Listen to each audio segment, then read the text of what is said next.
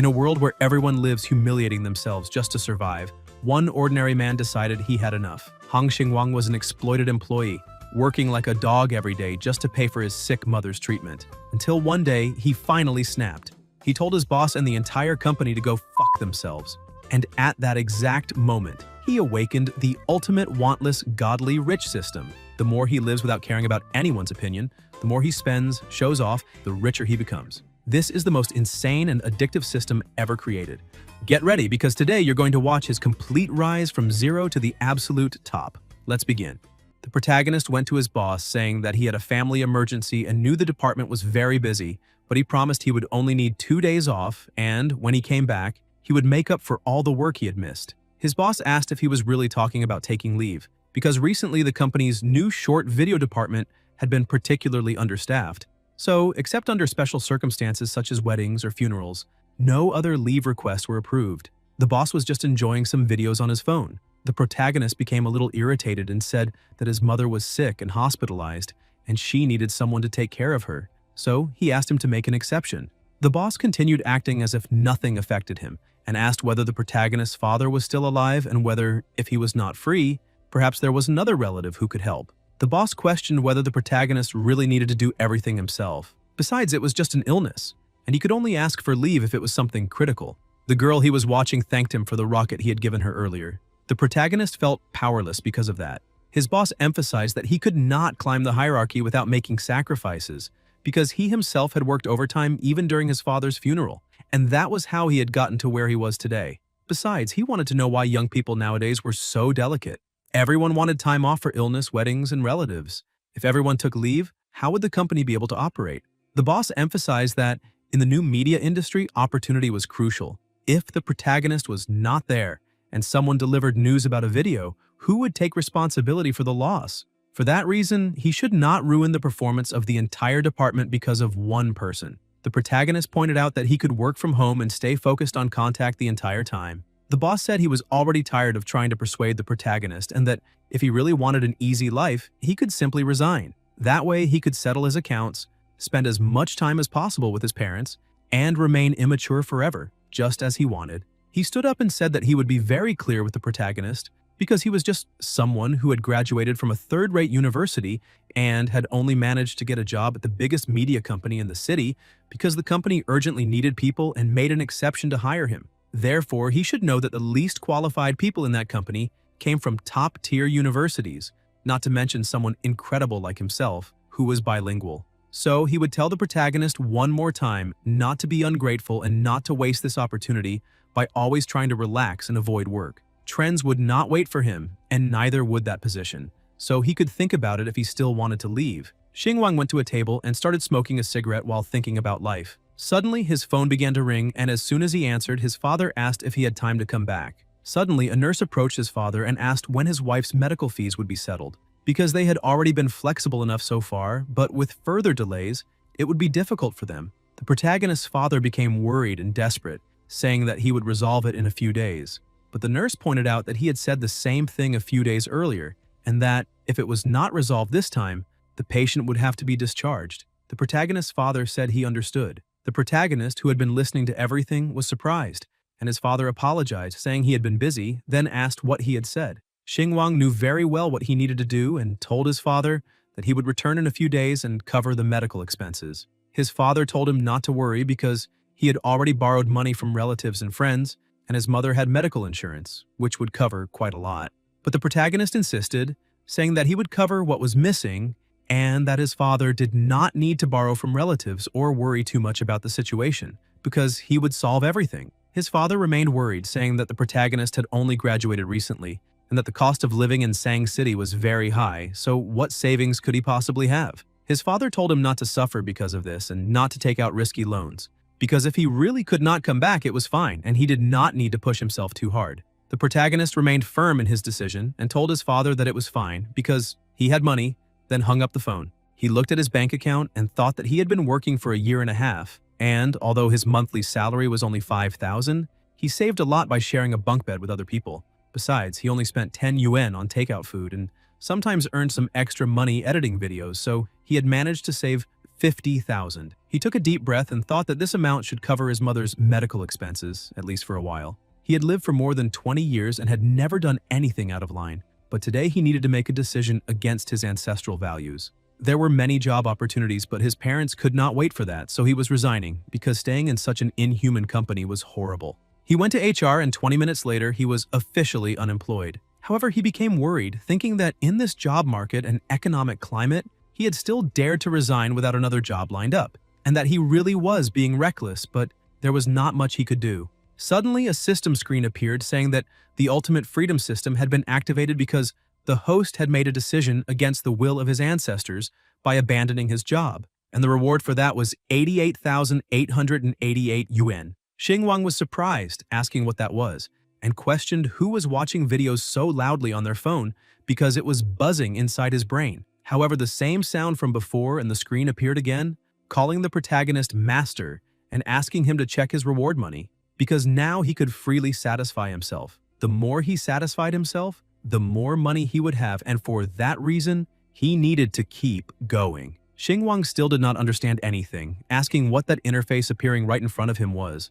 Suddenly, his phone vibrated, and as soon as he looked at the notification, he saw that it said his savings card ending in 5,910 had received a deposit of 88,888 yuan on January 20th, 2024, and that his current balance was 138,888.80 yuan. This was so surprising that the protagonist thought it might be some kind of scam. He was shocked by his new balance, and the system appeared again, telling him not to doubt it because he had awakened the system so he could start enjoying himself. The protagonist thought that if he had not seen it with his own eyes, he would not believe it, because it was truly hard to believe that something like this was happening to him. He continued looking at his phone while questioning whether he had really awakened a system. The system was called the Ultimate Freedom System, and apparently he had activated it by resigning from his job. After analyzing it for a while, he thought that maybe he had gotten the hang of how to use that system, and that now he needed to find a good opportunity. Suddenly, a girl dressed in a well-behaved outfit approached the protagonist and asked what he was thinking about. She was Gao Wen, a contracted blogger and dancer with 8 million fans across all platforms. She asked the protagonist if he had already prepared the script for her next live stream. The protagonist tried to speak to her, but she came even closer, asking if he had managed to do it. But he was so lost in some things that he asked what she had just asked. She kept smiling and touched his face, saying that he seemed very distracted and that apparently he had finally opened his eyes to his older sister. Xinguang, a little embarrassed, said that apparently she still liked to keep joking about these things. She lay on top of him, saying that she had been going to ask him to get a few more scripts for her, because recently the followers who paid the most had relaxed, and the recharge flow had decreased slightly. The protagonist thought that the girl in front of him was the main female internet celebrity whose scripts he used to manage. On the internet, she was known as the sexiest dance goddess. But offline, in what would be considered real life, she was a friendly person and not arrogant at all, and both her flaw and her strength were that she loved teasing people. Xinguang apologized to her and explained that he had just resigned and would no longer be responsible for influencer scripts, and that the company would arrange a transfer. Gao Wen was a little shocked and asked why this had happened so suddenly. The protagonist continued packing his things while thinking that, although he knew that this girl did not look down on others, she still only gave him extra glances, because she knew he was familiar with influencer scripts and was the easiest and most accessible person for her. So, probably, after resigning, each of them would go their separate ways and there was not much that could be done. Xinguang smiled, thinking that his mind was clear now. Gao Wen went up to him again and, with an alluring look, asked if he really wanted to resign since she still greatly preferred the work he did and did not trust anyone else in that place. The protagonist explained that, unfortunately, he had already completed all the procedures. He thought that she was very close and needed to have some awareness, because if she got any closer, maybe he would not be able to control himself so well. Gao Wen also noticed that something was different and questioned herself as to why the protagonist had been acting so strangely lately, because before, whenever she acted cute, he would joke back with her. She continued trying to appeal to his sentimental side, asking if he was really going to leave her alone. She thought that this resignation had happened too suddenly and that something had probably happened. However, the protagonist thought that she was only being nice to him because she could see profit coming from him, so he needed to stay firm and not deceive himself. He explained to her that he wanted to give himself an extended vacation. Gao Wen threw herself into his arms and asked which company he was planning to go to, because maybe they would become competitors and her operations would be taken over by someone else, and who knew how long it would take her to get used to those other people. Xingwang began to feel his masculine instincts going out of control and thought that this was getting very exciting, and that way things would become a little complicated for him. However, he thought that with the system, he could easily become a billionaire, so he would be able to have any kind of beauty once that happened. This woman in front of him seemed to have worked very hard for this. He looked at her and said that maybe she needed to get some cosmetic maintenance done on her nose because it looked a little crooked. As soon as she heard this, she became embarrassed and asked if it was really crooked, grabbing a mirror and almost crying, thinking how that could be true because it was impossible. As soon as she looked in the mirror, she thought that indeed it seemed a little crooked, and the live stream was about to begin, so she needed to fix it as quickly as possible. The system appeared again, saying that this was incredible because the host had truly refused to be a beauty's little dog, expressing his true thoughts without hiding them, and that was very bold. For that reason, he had fulfilled the requirements of being sincere and open-minded, and his reward was 23,333. His phone received another notification. He looked at the deposit again, and now his balance had gone up to 162,221. He smiled, thinking that apparently this was what ultimate freedom meant. He just had to be himself and refused to be a simp controlled by anyone else. That was the official rule of that system. Gao Wen thanked the protagonist for reminding her about her nose because she had not noticed it. She said that he had already emphasized that he had decided to resign, so she would not keep him there anymore because they would still have many opportunities in the future to work together. So, she would like to wish him a bright future. This made the protagonist surprised because he thought she should be furious after he talked about her nose, so why was she so calm? This left him confused, questioning whether she was pretending or being sincere.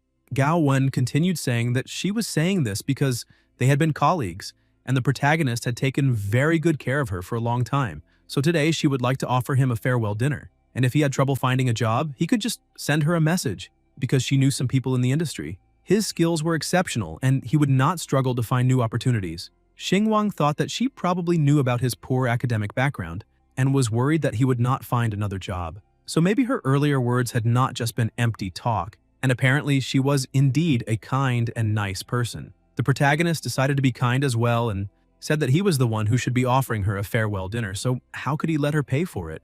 But Gao Wen said that his salary was not that high and that he should save as much as he could. Xingwang said that he was the one leaving, so they did not need to be stingy this time. As she herself had said, they might work together in the future, so she could consider it his thanks for the help she was giving him. Gao Wen smiled and said that he was about to leave, and only now did she realize that she did not know him very well. The protagonist said goodbye, saying that he needed to take care of a few things, so he would go first, and as soon as she got off work, he would contact her. Already outside in the middle of the street, he began walking, thinking that previously he would have walked on foot. If possible, he would use public transportation, and if that still was not an option, he would avoid unnecessary fees. He would only take a taxi with other people when public transportation stopped running after 11 at night. Even taking a taxi was a luxury in his daily life, but today he could afford to choose the most expensive option, and he was going to enjoy it properly. He ordered the best ride-hailing car, and a car quickly stopped in front of him. The driver got out, saying that this was the Dida luxury ride, and very respectfully asked him to get into the car. Xingwang was surprised and thought that this was expected of a luxury car because it had arrived in less than 3 minutes. Those lines were smooth, and the sound of the engine warmed his heart. He remembered that before he would get depressed because it was already too late to find someone to split a taxi with him, and now he would probably have to walk home at midnight. But now what had happened to him was indeed a leap in social class, and today he was a different person. The driver got out of the car and opened the door for the protagonist, politely asking him to get in. The system appeared, saying that the user was feeling generous, paying for a taxi without even looking at the prices. Freely satisfying himself was what he needed to do, and the reward was 50,000. The driver asked the protagonist, just to confirm the itinerary, if he was going to Baoxing Street. Xingwang said yes and asked the driver to stop at the Laoxi pancake shop. The driver accelerated the car, saying that he would do everything perfectly. Meanwhile, the protagonist simply enjoyed the ride, thinking that the luxurious seat was something exceptional. A short while later, Xingwang arrived at his destination. The woman saw the protagonist and asked if he wanted the usual, a pancake without eggs and sausage. Xingwang said not this time because he wanted 2 extra eggs and 2 whole sausages. He thought that when his monthly salary was only 5,000, he spent 800 on rent and could not spend more than 20 on his daily meals. A basic pancake was 8 won, and he had never dared to add an egg. But today he did not care at all, and spending 15 on a single meal did not matter, because he had made it, leveled up, and could now spend 15 on one meal. Because not only was he able to add 2 eggs and put in 2 whole sausages, even he himself was feeling envious of him. The people around him were impressed when they saw that indeed he was spending more than usual. Some people were even envious, wondering when they would be able to show off like that. The system appeared saying that it was shocked because the user had not only added 2 eggs, but also added sausages to the pancake. A great leap in living standards, fully satisfying himself, and the reward was 20,000. While enjoying his pancake, he thought that this was an incredible afternoon. The satisfaction of having a big meal was indescribable, and next time he would add 5 eggs. Back when he was struggling, he had been so poor that he could not even entertain himself. And after he started working, he lacked both money and time. So what normal people did for fun was a mystery. While walking, he saw a company called K18. He found it strange how he could have forgotten, because now he had plenty of money and could go to the mall. Besides, he still needed to pay for a dinner with Gao Wen, and he had heard that expensive restaurants had dress codes. His current outfit was below standard, and now it was time to go shopping. He saw a designer store and was surprised, thinking that this was a big mall and was filled with the smell of oranges. But he did not know why the names of all the brands were in English, and he could not understand anything. He continued looking around, and a mall as big as that did not have the brands he was used to wearing. However, he stopped and thought that he still had the same poor man's mindset from before, and he should stop that once and for all. As soon as he entered a store, one of the receptionists said that a customer had just come in, but the other asked her friend to attend to him because she was busy. The receptionist who said she was busy looked at the protagonist and saw that he did not have a proper haircut, was wearing a bunch of trash, the style of his clothes was outdated, and his phone was not worth more than 500. Good bargain shoppers from street stores. His sneakers were also from a street store and were deformed from use. Because of that, none of the women went over to assist him, and the protagonist asked if no one was going to help him. He thought that although he did indeed look poor, the amount of snobs inside that place was far too obvious. To teach them a lesson, he pointed out that he was tired from work and had not had time to do any research, but he wanted to buy something that cost 150,000. However, since they were wasting his time, he would go to another store right next door. The attendants were surprised by this and rushed over to him, asking if he was looking for clothes or bags. Some of them even asked him to sit down and have some tea because they would bring the items for him to take a look. Xingwang thought that money definitely always spoke the loudest. After he finished shopping, the attendant said that he would always be welcome at any time. The protagonist thought that the service for rich people in luxury stores really was first class because he did not even need to carry his bags, since someone helped take them for him. The woman who was helping him called out to the protagonist and said that if he had time, he would be welcome to attend the jewelry appreciation event at the end of that month. Xingwang thanked her for the invitation and said that if he had time, he would come by to take a look. She smiled and asked if he would like all those items sent to his residence. Xingwang picked up his bags and said that there was no need because he liked doing his own things himself. The saleswoman continued smiling and told him to have a great day. As he was walking, he noticed 2 women talking. One of them said that there were designer stores in Longa Plaza and that if she wanted to take a look, she just had to go there. The other girl said that everything there was too expensive and that she could not afford it. Only Sister Hu was worthy of those items, and they did not even dare to buy luxury items in a boutique because they could only buy things through agents. The protagonist looked at his bag and thought that it was indeed very expensive. The system appeared again, completely impressed, because the user had spent 3 years' salary all at once and completed the achievement of spending his first large sum. Although it had been very flashy, it was still satisfying, and the reward for that was 660,000 since he was incredible. Xingwang realized that the more he spent, the more money he could earn, and now he was a little closer to becoming a millionaire, so he needed to work a little harder. That night, at the exotic Western restaurant, Xingwang appeared glamorous and dazzling. An attendant came up to him, saying that she would take him to his reserved private room. Xingwang smiled, saying that apparently he had arrived very early. The woman explained that the VIP room was a separate area where he could rest, enjoy some desserts, and wait for his friends. Xingwang thought that it was very obvious, because clothes made the man. In the past, he had never enjoyed such treatment in that kind of place. A short while later, the woman said that the separate area was right there, and that the desserts and teas were on the table so he could help himself as much as he wanted. Besides, if he needed anything, he just had to ring the bell and someone would come to serve him. She began to leave, saying that she would not disturb his rest so he could fully enjoy his meal. Xingwang went to the window and thought that seeing the Pearl of Song City from the 40th floor was a view he had never had before. As long as a person had money, they could enjoy the best services in life. With enough money, he could reach heights others could not. Those fantasies he had held in his mind for so long had now finally become reality. But first, he needed to send some money to his father. However, he did not want to shock him too much, so he would transfer only 100,000. Maybe he just needed to say that he had worked part-time, and he and his mother should not be confused or surprised by it. Meanwhile, Gao Wen was still in her live stream saying that if everyone thought her dancing was good, then they could send her a few more rockets. Besides, everyone was missing her #1 fan because he used to send several rockets, and it was time for him to show his dominance. Meanwhile, the protagonist was sitting in the VIP area waiting, thinking that he had sent the location and the name of the restaurant to her. But since she had not replied yet, she was probably doing a live stream. Gao Wen thanked her #1 fan for the rockets and said that this was the end of today's broadcast. As soon as the broadcast ended, she sat down in the chair exhausted, and her friends asked what she was going to eat that night. Gao Wen explained that she already had plans for that night. Jinuo asked if something was going on and who her sugar daddy was. But Gao Wen told Jinuo to stop talking nonsense because they knew the person she was going to meet since his name was Xing Wang. The other girl pointed out that apparently Gao Wen still had not forgotten that boy, because even after he had left that job, she continued talking about him the same way she had before. Jinuo questioned whether something was happening between the two of them. Gao Wen told them not to imagine things, because the protagonist had helped her a lot when he was her operations manager. Besides, he had resigned, so it was only fair for them to have a meal together because he had been very considerate toward her. The blonde girl said that she would like to go along as well.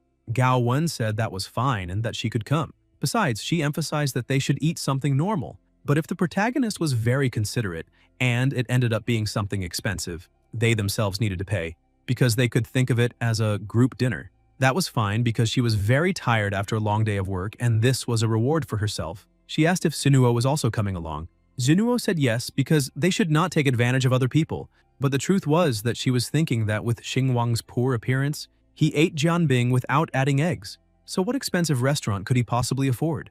Gao Wen said that first, she needed to remove her makeup and she would meet them later in the parking lot. A short while later, the three of them went to the parking lot. She picked up her key and said that they were lucky because cars were not restricted today, so they could use her car. The blonde girl pointed out that it was becoming harder and harder to get good contracts recently. Because of that, she did not know when she would be able to buy a car like hers. Gao Wen asked why she did not try becoming a dance streamer, but the girl said that it was too tiring and that she did not want to waste her breath dancing from morning until night, because if she could find a soft-hearted fan to take her abroad, everything would be fine. Her name was Zhan Qingting. Jinuo thought that she was overthinking it because, in their line of work, it was already good enough not to be used and sleep with sponsors for free, and yet she was still talking about being taken abroad. Qingting asked if people were not allowed to dream about that. Jinuo said that it was fine and that she could keep dreaming as much as she wanted. But Jinuo thought that Gao Wen had not managed to buy a luxury car just through dancing, because no one knew how many fans she had really slept with. Otherwise, with her appearance, how could she be the company's top one? She asked where they were going to eat. Gao Wen asked her to wait a moment because she was going to check the location the protagonist had sent, but as soon as she looked, she was surprised. And Jinuo thought that maybe it was so cheap that she could not even bring herself to say it. Gao Wen said that it was Lingwei. Qingting asked if it was some other restaurant with the same name, but Gao Wen explained that it was the one in the Qingtian building. It was that super famous restaurant with 3 Michelin stars. That place cost at least 3,000 per person and was very difficult to reserve. Qingting was surprised and questioned whether she was sure and had not made a mistake, because if that was right, it meant the protagonist had become successful and rich, and that was why he had resigned. Jinuo pointed out that maybe it was just in the same building and that it was indeed in the Qingtian building. Some people liked looking for nearby places to show off and confuse others, but Gao Wen told her not to judge people so quickly, because he was not that kind of vain person who liked to show off without having anything. Jinuo said that she agreed and that Xing Wang was indeed not like that. But what she was really thinking was whether he could afford it or whether he would end up being slapped in the face. The three of them got into the car, saying that first, they needed to go there and see where it really was. Qingting praised the car, saying that the Audi was very stable and had good shock absorption, because her Mini Cooper shook a lot. Jinuo said that Qingting had some very rich donors in her stream, so even if she was just a pretty blogger, maybe she could get some of those resources. After all, she only needed to do a few things, like pull her shirt down a little and make her voice a little softer. She continued saying that it did not matter whether Qingting was beautiful or a dance blogger. As long as she lowered her standards a little, those rich donors would send her a bunch of rockets, and then she could worry less about ads. Qingting asked her to stop it because her audience was mostly female. Jinuo changed the subject, asking who would really want to show themselves off like that if they could earn clean money. If a rich guy really wanted to marry her, she would become a housewife immediately without thinking twice. She noticed that Gao Wen was silent and asked why she was not saying anything, questioning whether it was because she considered that attitude beneath her. Gao Wen explained that she thought being with someone because of excitement was dangerous, because if she could not be financially independent, she would become hostage to that person and would have no way to speak, complain, or demand anything. And in the end, just as his money was able to win her over, it would also be able to win over other people. As long as they had money, men could be surrounded by young women, and she did not want to stay alert all the time to see whether she was being cheated on. Zinuo said that Gao Wen was just being a killjoy and questioned whether she really thought that way. She thought that this girl needed to stop acting superior because her dances during live streams were more provocative than anyone else's. Gao Wen emphasized that she really only wanted to be self-sufficient and live her own way because she wanted to earn as much money as she could while she still could, since love had never paid the bills and money had never betrayed anyone. A short while later, they arrived at the parking lot. Qingting said that even if Gao Wen made a good profit from her live streams, she still would not be able to pay for 3 people, and maybe the protagonist had sent the wrong address. Jinuo agreed, saying that Gao Wen should confirm it, because it would be embarrassing to enter an expensive restaurant and then leave because they did not have a reservation. And because of that, they might end up losing some followers if someone recognized them and filmed that embarrassment. Gao Wen said it was fine and decided to call him. Xingwang took a while to answer, and Xinuo asked if he still had not replied, thinking that it was all Gao Wen's fault for being close to someone who liked to show off. Gao Wen said that maybe the protagonist was a little busy.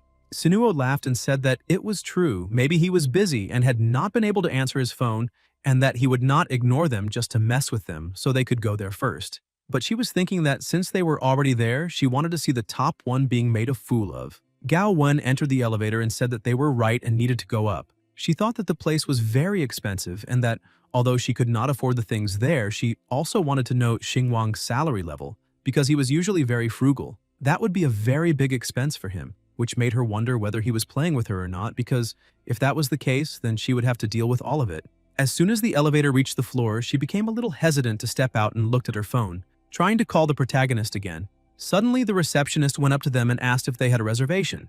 Gao Wen was a little hesitant to answer, but Jinuo said yes.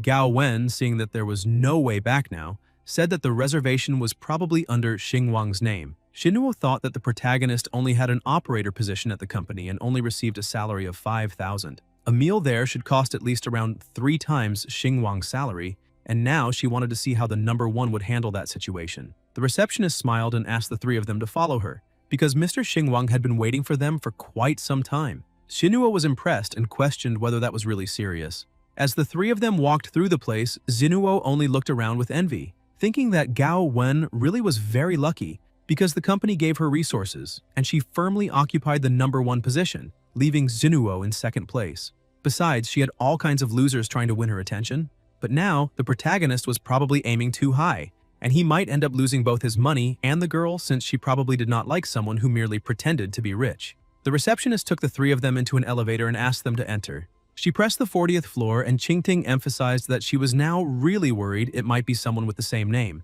because they should ask to make sure, since it would be very embarrassing if they had misunderstood something. Gao Wen questioned what she was talking about. Qingting explained that this elevator was exclusive for VIP customers to access the rooms with the best view, and the minimum spending requirement should be at least 10,000. Xinuo thought that it was probably someone with the same name because that would be more than 3 months' salary, and if the protagonist gritted his teeth and did not drink anything, then maybe he had saved it all up. But even if it was indeed him, the 3 of them were there together, and the expense would be enormous for 4 people, so he probably would not be able to handle it. Besides, maybe he was very clever and had seen that someone with the same name had made a reservation, and now he was just trying to put on a show. The more he boasted, the more likely he was to end up being exposed. The receptionist opened the door and politely asked the 3 of them to enter and sit down. But as soon as they entered, they realized that the protagonist was not there. Qingting seized the opportunity and said that they were in an excellent place, so they should take the chance to snap some photos. She asked if they really were not going to take advantage of this opportunity, because they had said they could not take photos at reception, only in the private rooms. And regardless of whether they ended up eating or not, if she took some photos, then she would consider that she had done the right thing, because she could post them on social media and no one would know whether she had gone in just to take a look or had really gone there to eat. Zinuo sat there a little irritated, saying that they could take their own photos by themselves, while thinking that the protagonist had invited them and was not there. But that was to be expected. Qingting continued being impressed by everything, because she had never dined in such an expensive restaurant in her life. So who knew when she would have the chance to come back there again? Zinuo remained in a bad mood and asked her friend if anyone had replied, because she did not want to be made a fool of if this was just a misunderstanding. The receptionist went to the waiting room and knocked on the door, asking if the protagonist was awake, because the guests had just arrived. Gao Wen, also a little suspicious of everything, said that maybe they really had mistaken him for someone else. Xingwang was just an ordinary office worker and had no way of having the money to dine in that place. Shinuo thought that she had known all of that already. But suddenly, the protagonist opened the door and apologized, saying that he had fallen asleep. He emphasized that he had woken up on the 4th missed call and that the girls had waited for a long time. He asked the waitress to start serving the dishes. Gao Wen looked at him and immediately got ready not to lose. Qingting was also impressed, asking if he really was the same protagonist because he was wearing a bunch of designer clothes. That jacket alone cost more than 40,000, and she had seen Liang wearing one. Jinuo thought that this was indeed the entire recent collection Louis Vuitton had produced, and maybe the protagonist was a hidden second-generation rich kid. This made her even more envious of Gao Wen, questioning when she had become so lucky because she had silently hooked a second-generation rich kid. Gao Wen told Xingwang not to worry because they had also just arrived. The protagonist looked at Qingting and was happy to see that she was there too, remembering her name. But he could not remember Zinuo's. She introduced herself, saying that her name was Chu Shinuo. The protagonist apologized, saying that he had just woken up and was a little confused, and besides, she looked a little different without the beauty filter. Zinuo smiled and said it was fine because her makeup was very light today, but in truth, she became a little irritated by that situation. Gao Wen explained that she was leaving work and had run into her 2 colleagues who also wanted to come there. She emphasized that she had thought the protagonist might mind it, so they could... But before she could finish speaking, the waiters arrived bringing all the dishes, saying that they should enjoy their meal. As soon as the drinks and food were served, Gao Wen became worried because the price of this was very high and they would not even be able to split the bill. So what was the protagonist doing? There was no reason for him to do all of this. Qingting was impressed, saying that there was a second-generation rich kid among them, and he had probably resigned from work to return to his family's company. Gao Wen said that she also did not know exactly what was going on there. Xingwang was a little confused by that situation, thinking how anyone would want to eat that because those were just leftovers, even if they looked pretty. Qingting asked if he minded if she took a few photos first. Xingwang said no, and that she could feel free to do whatever she wanted inside. While she took some photos, Zinuo asked her friend what was really going on, questioning whether she was thinking of keeping them in the dark. Gao Wen apologized but said that she also did not know exactly what was going on there. She explained that the 2 of them were not very close, and that, aside from work relations, they had not had much personal contact. The few marketing campaigns he had arranged for her had been very effective, and she was very grateful for that. She thought that maybe the protagonist was a low-profile and pragmatic heir, and that this time, he probably did not want a girl to pay for the food and decided to reveal his wealth. He asked the waitress if there was nothing more down to earth. Qingting thanked the protagonist, saying that he really was very bold because the last time someone paid for a meal for her that cost more than 10,000 per person, she still had not been satisfied since she had only accepted because the photos would make her look like a socialite on social media. The waitress asked the protagonist what he thought of ribs with black truffles covered in salmon roe sauce. She continued explaining the other dishes, and finally she said that they also had Alaskan king crab, and the largest one they had was around 20 kilos. But if the protagonist wanted, she could ask the chef to customize it for them. The protagonist was a little disappointed, saying that just hearing the names already killed his appetite because it was too boring and he wanted something a little more intense, not anything slow-cooked. For that reason, he wanted her to bring more crabs, imported steaks, and sliced lamb. Qingting screamed in amazement, saying that this was the first time she had ever seen someone order like that in a high-class restaurant, and that it was truly enlightening. Shinuo pointed out that if he wanted to eat that, then there was no need to go to a French restaurant. This made her wonder whether the protagonist was really an heir, because he looked more like a nouveau riche, or maybe even an imposter. The protagonist continued with his somewhat unusual requests, asking if they had grilled kidneys and barbecue skewers because he really wanted to eat them. The waitress was a little startled and said that, unfortunately, they could only prepare the items on the menu and did not have those items, apologizing for it. Xingwang asked if she could call the manager because he wanted to discuss it a little since he was not satisfied with today's menu. The waitress said that was fine and asked him to wait just a moment, but she was surprised, wondering whether that gentleman was really serious. A short while later, the manager came in and greeted everyone, saying that he was the manager of that establishment. He emphasized that he was deeply sorry, but they were a French restaurant, so they only served French cuisine. Jinuo thought that the protagonist was a complete idiot because this was a French restaurant and it was obvious that the request would be refused. However, he thought that wanting barbecue in a French restaurant was very simple. Xingwang shouted, saying that he would pay 300,000 for the meal from now on, but he wanted the grilled kidneys and barbecue skewers, and if the manager could get them, he would give him another 50,000 tip. Upon hearing 300,000, the manager was impressed, and so were the three girls. Without thinking twice, the manager agreed to the request and asked what doneness he preferred for the meat. Xingwang said that he would reward him with the largest beef sashimi to celebrate his change in attitude, though he still preferred his defiant look from before. The manager felt confident and asked the protagonist to sit down because he would instruct the kitchen immediately. The system appeared, saying that the host was in a high-end French restaurant and had acted tough, disrespecting table etiquette and making the restaurant change its own rules and give up on cuisine. The reward for that was 500,000, and the system emphasized that it hoped the host would keep trying and wished him good luck. Xingwang thought that this system really was exceptional. He smiled and told all the girls at the table that dinner should be about relaxing and eating whatever they wanted, asking if they did not agree. Qingting raised her hand and shouted that she agreed, thinking that taking photos of skewers in a high-class French restaurant might be even more interesting for her social media. A short while later, the new food the protagonist had ordered was served at the table. Qingting was impressed, seeing that money really did speak, and that, with money, people could do whatever they wanted. She picked up her phone to take pictures because no one would believe that she had eaten barbecue in a 3-Michelin-star French restaurant on the top floor of Qingtian Tower, the tallest building in Beijing. As soon as all the food was served, the protagonist asked if all the ladies present would like to join him for dinner. After eating, Xingwang wiped his mouth and excused himself, saying that he needed to go to the bathroom. After he left the table, Qingting pointed out that the clothes the protagonist was wearing must cost around 150,000, and together with the dinner expenses, he was definitely a second-generation heir. And for someone like him, working at that company meant only one thing. She said that maybe Xingwang liked Gao Wen and had stayed there just to get a little closer to her.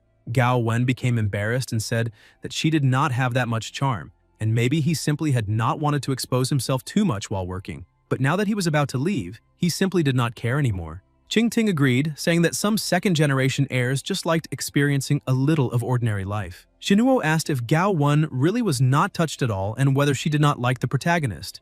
Qingting said that an extremely rich and generous guy spending a fortune on dinner with her was quite romantic, if they thought about it.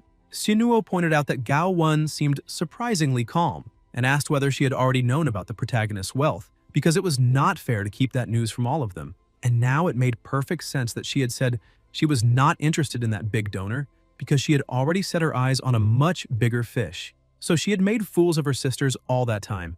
Gao Wen continued eating while explaining that she really had not known because they were not close, so how could she have feelings for him? But her legs were already trembling as she continued, saying that honestly she had not had any private interactions with the protagonist and had no idea how rich he was until tonight, since he had always been very ethical at the company and had always been modest. He was ambitious, worked hard, and often stayed late doing overtime. He seemed like any other dedicated and ordinary employee. Sinuo said that was fine and that she would reluctantly accept that explanation. However, she asked whether it was possible that the protagonist was only pretending because, nowadays, many people pretended to be rich to impress girls. They treated them to expensive dinners, luxury cars, and designer clothes.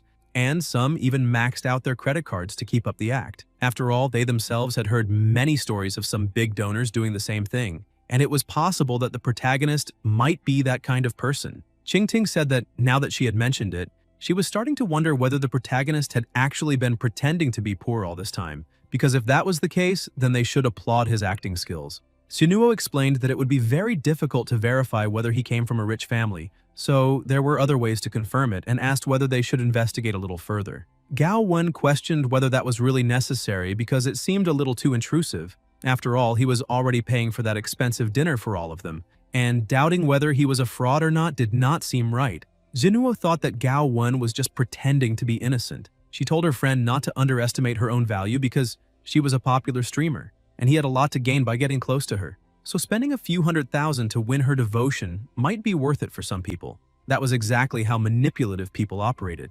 They attracted their prey and made them feel special until they were emotionally involved. When that happened, only then would they reveal their true faces. And if that was the case, the protagonist was a dangerous person. Gao Wen emphasized that she had no intention of developing feelings for Xingwang because of this. Zinuo explained that they did not need to continue that conversation because Gao Wen just needed to do exactly what she told her to do when they were about to verify the protagonist's true status, since they were all friends there and cared about each other. A short while later, they went to the parking lot and Gao Wen looked at the protagonist, thinking that if he really was pretending, she needed to cover today's expenses, even though she hoped that was not the case. After all, there was nothing wrong with living a simple and honest life. Qingting said that she was very curious and asked whether Xingwang was dating anyone. He said that unfortunately he was not because he had been single since birth, a genuine lone wolf in the romance department. Qingting was surprised and asked if he was serious. The protagonist explained that he had been so focused on his career that he had not even had time to think about it. He thought that being an office worker was quite exhausting, but at least it came with a good salary. Becoming a love-struck fool after work did not seem like a very good thing because that would be too miserable, and he certainly was not foolish enough to put himself in such a position. Zinuo said that it was still 9 o'clock at night and asked what they thought about continuing this at a bar. Although she was not as rich as the protagonist, they could still pay for a few drinks. She suggested going to a bar called Bar Fuge because she was a regular customer there and the atmosphere was very good. Besides, she knew that many internet celebrities went there too, and maybe they might even meet someone and get some business contacts. Xingwang ended up agreeing, and with that, all of them got into the car with him. While he was in the car, the protagonist thought that he now had some capital to invest, so maybe he would open his own media company in the future. And given his successful track record in the field, it certainly would not hurt to get to know a few celebrities. Before they went inside, Zinuo emphasized that the drinks there were a little expensive, so she could only cover 1 or 2 drinks for each person. Besides, she would feel a little pressured if they drank too much, because she was not such an adventurous person. She asked if there was any problem, but Qingting said no, because she would drink whatever came along. Gao Wen told Xingwang to drink only a little and have fun to distract himself, and he agreed. Xingwang looked around and thought that he had never imagined he would have the privilege of visiting the famous Bar Fuge. Just thinking about it already made him very excited about the whole situation. As soon as they entered, the music was very loud and people were dancing and enjoying the atmosphere. The 4 of them went to a table and Zinuo said she would have a margarita and asked what the others wanted to order. Qingting said that, for her, a pink lady would be fine. Gao Wen said she would like a non-alcoholic absolute lime because she still needed to drive. Zinuo asked what the protagonist wanted, but noticed that he was a little lost and thought that he was probably pretending to be a second-generation heir because he looked like someone who had never been to a bar of that level before. Xingwang realized that she was talking to him and asked what she had just said. Zinuo asked what he wanted to order, and the protagonist said that it was fine. Anything would do. Zinuo told the waiter that Xingwang would have a Long Island iced tea. But Qingting leaned closer and asked why she was ordering such a strong drink for him, questioning whether she was trying to make him reveal his true identity while drunk, and told her not to go too far. Zinuo emphasized that, in the end, a bar was meant for getting drunk, so there was no problem. The night continued, and Zinuo said that there was a bartender named Danny at Bar Fuyu who made incredible drinks. However, it was a little expensive, but she really wanted to try it. Gao Wen became worried, saying that her friend should know when to stop. Zinuo emphasized that the protagonist was pretending to be rich, so why could they not teach him a lesson? That way, they would make sure he did not try to do something of that nature again. She called Xingwang, but he was observing the people around him, thinking that he had seen some influencers who might have potential to become business partners, so he needed to make more money. But Zinuo became a little irritated, thinking that he was just pretending not to hear her. Suddenly, the protagonist looked at her and asked if she had said something. Zinuo emphasized that he seemed a little bored and asked if he would like to play dice. The protagonist asked how to play it. She placed the dice on the table and said that she would liven things up a little. She explained that if he happened to lose, he had to remove a piece of clothing, and if he did not want to, then he would have to pay 10,000, asking if he wanted to play. Xingwang took a deep breath and stood up, asking her not to forget that he used to be the company's operations manager, so he knew all her information and was also familiar with her skills. He asked if she really thought he would not know that she was an expert at dice games, and that no one in the company had ever managed to beat her. This made him think that she was trying to make him spend money. She tried to explain herself, but the protagonist continued saying that he already knew very well what she was thinking. Since he was just a mere operations guy earning only 5,000 a month with no future prospects, looking poor and inexperienced, but now wearing designer clothes, only famous brands, and taking all of them to eat at a high-class restaurant. It meant that she was thinking he was only pretending to be rich. He emphasized that he had been planning to let it go, since he did not want to see her idiotic face. However, she was seeing him as an easy target. But he was not stupid, so she should not think that he could not see the real looks of disdain and contempt she had been giving him since they met. The system appeared, saying that the host refused to get involved in internal conflict and would not be made a fool of, boldly responding to other people's schemes and avoiding falling into traps. Because of that, the reward was 1 million. Thanks to this, the host had entered another stage of life, embarking on a carefree journey. The system congratulated him for surpassing the 1 million mark with a current balance of 1,890,000. Xingwang emphasized that he indeed did not come from a rich family. Xinuo pointed her finger at him, saying that she had been right from the beginning because the protagonist was only pretending to be rich when, in truth, he was not. Xingwang told her not to be in such a hurry because he had not finished speaking. He moved even closer to her, saying that although he did not come from a rich family, he still had a lot of money, and for that reason, he would like to offer 300,000 for all her clothes. Then she could leave that place with 300,000, but completely naked, asking if she was interested. Xinuo became embarrassed and shouted that he was outrageous. Gao Wen stepped into the middle of the argument and said that she had only been joking, so he did not need to get angry. She asked him to sit beside her and enjoy himself a little.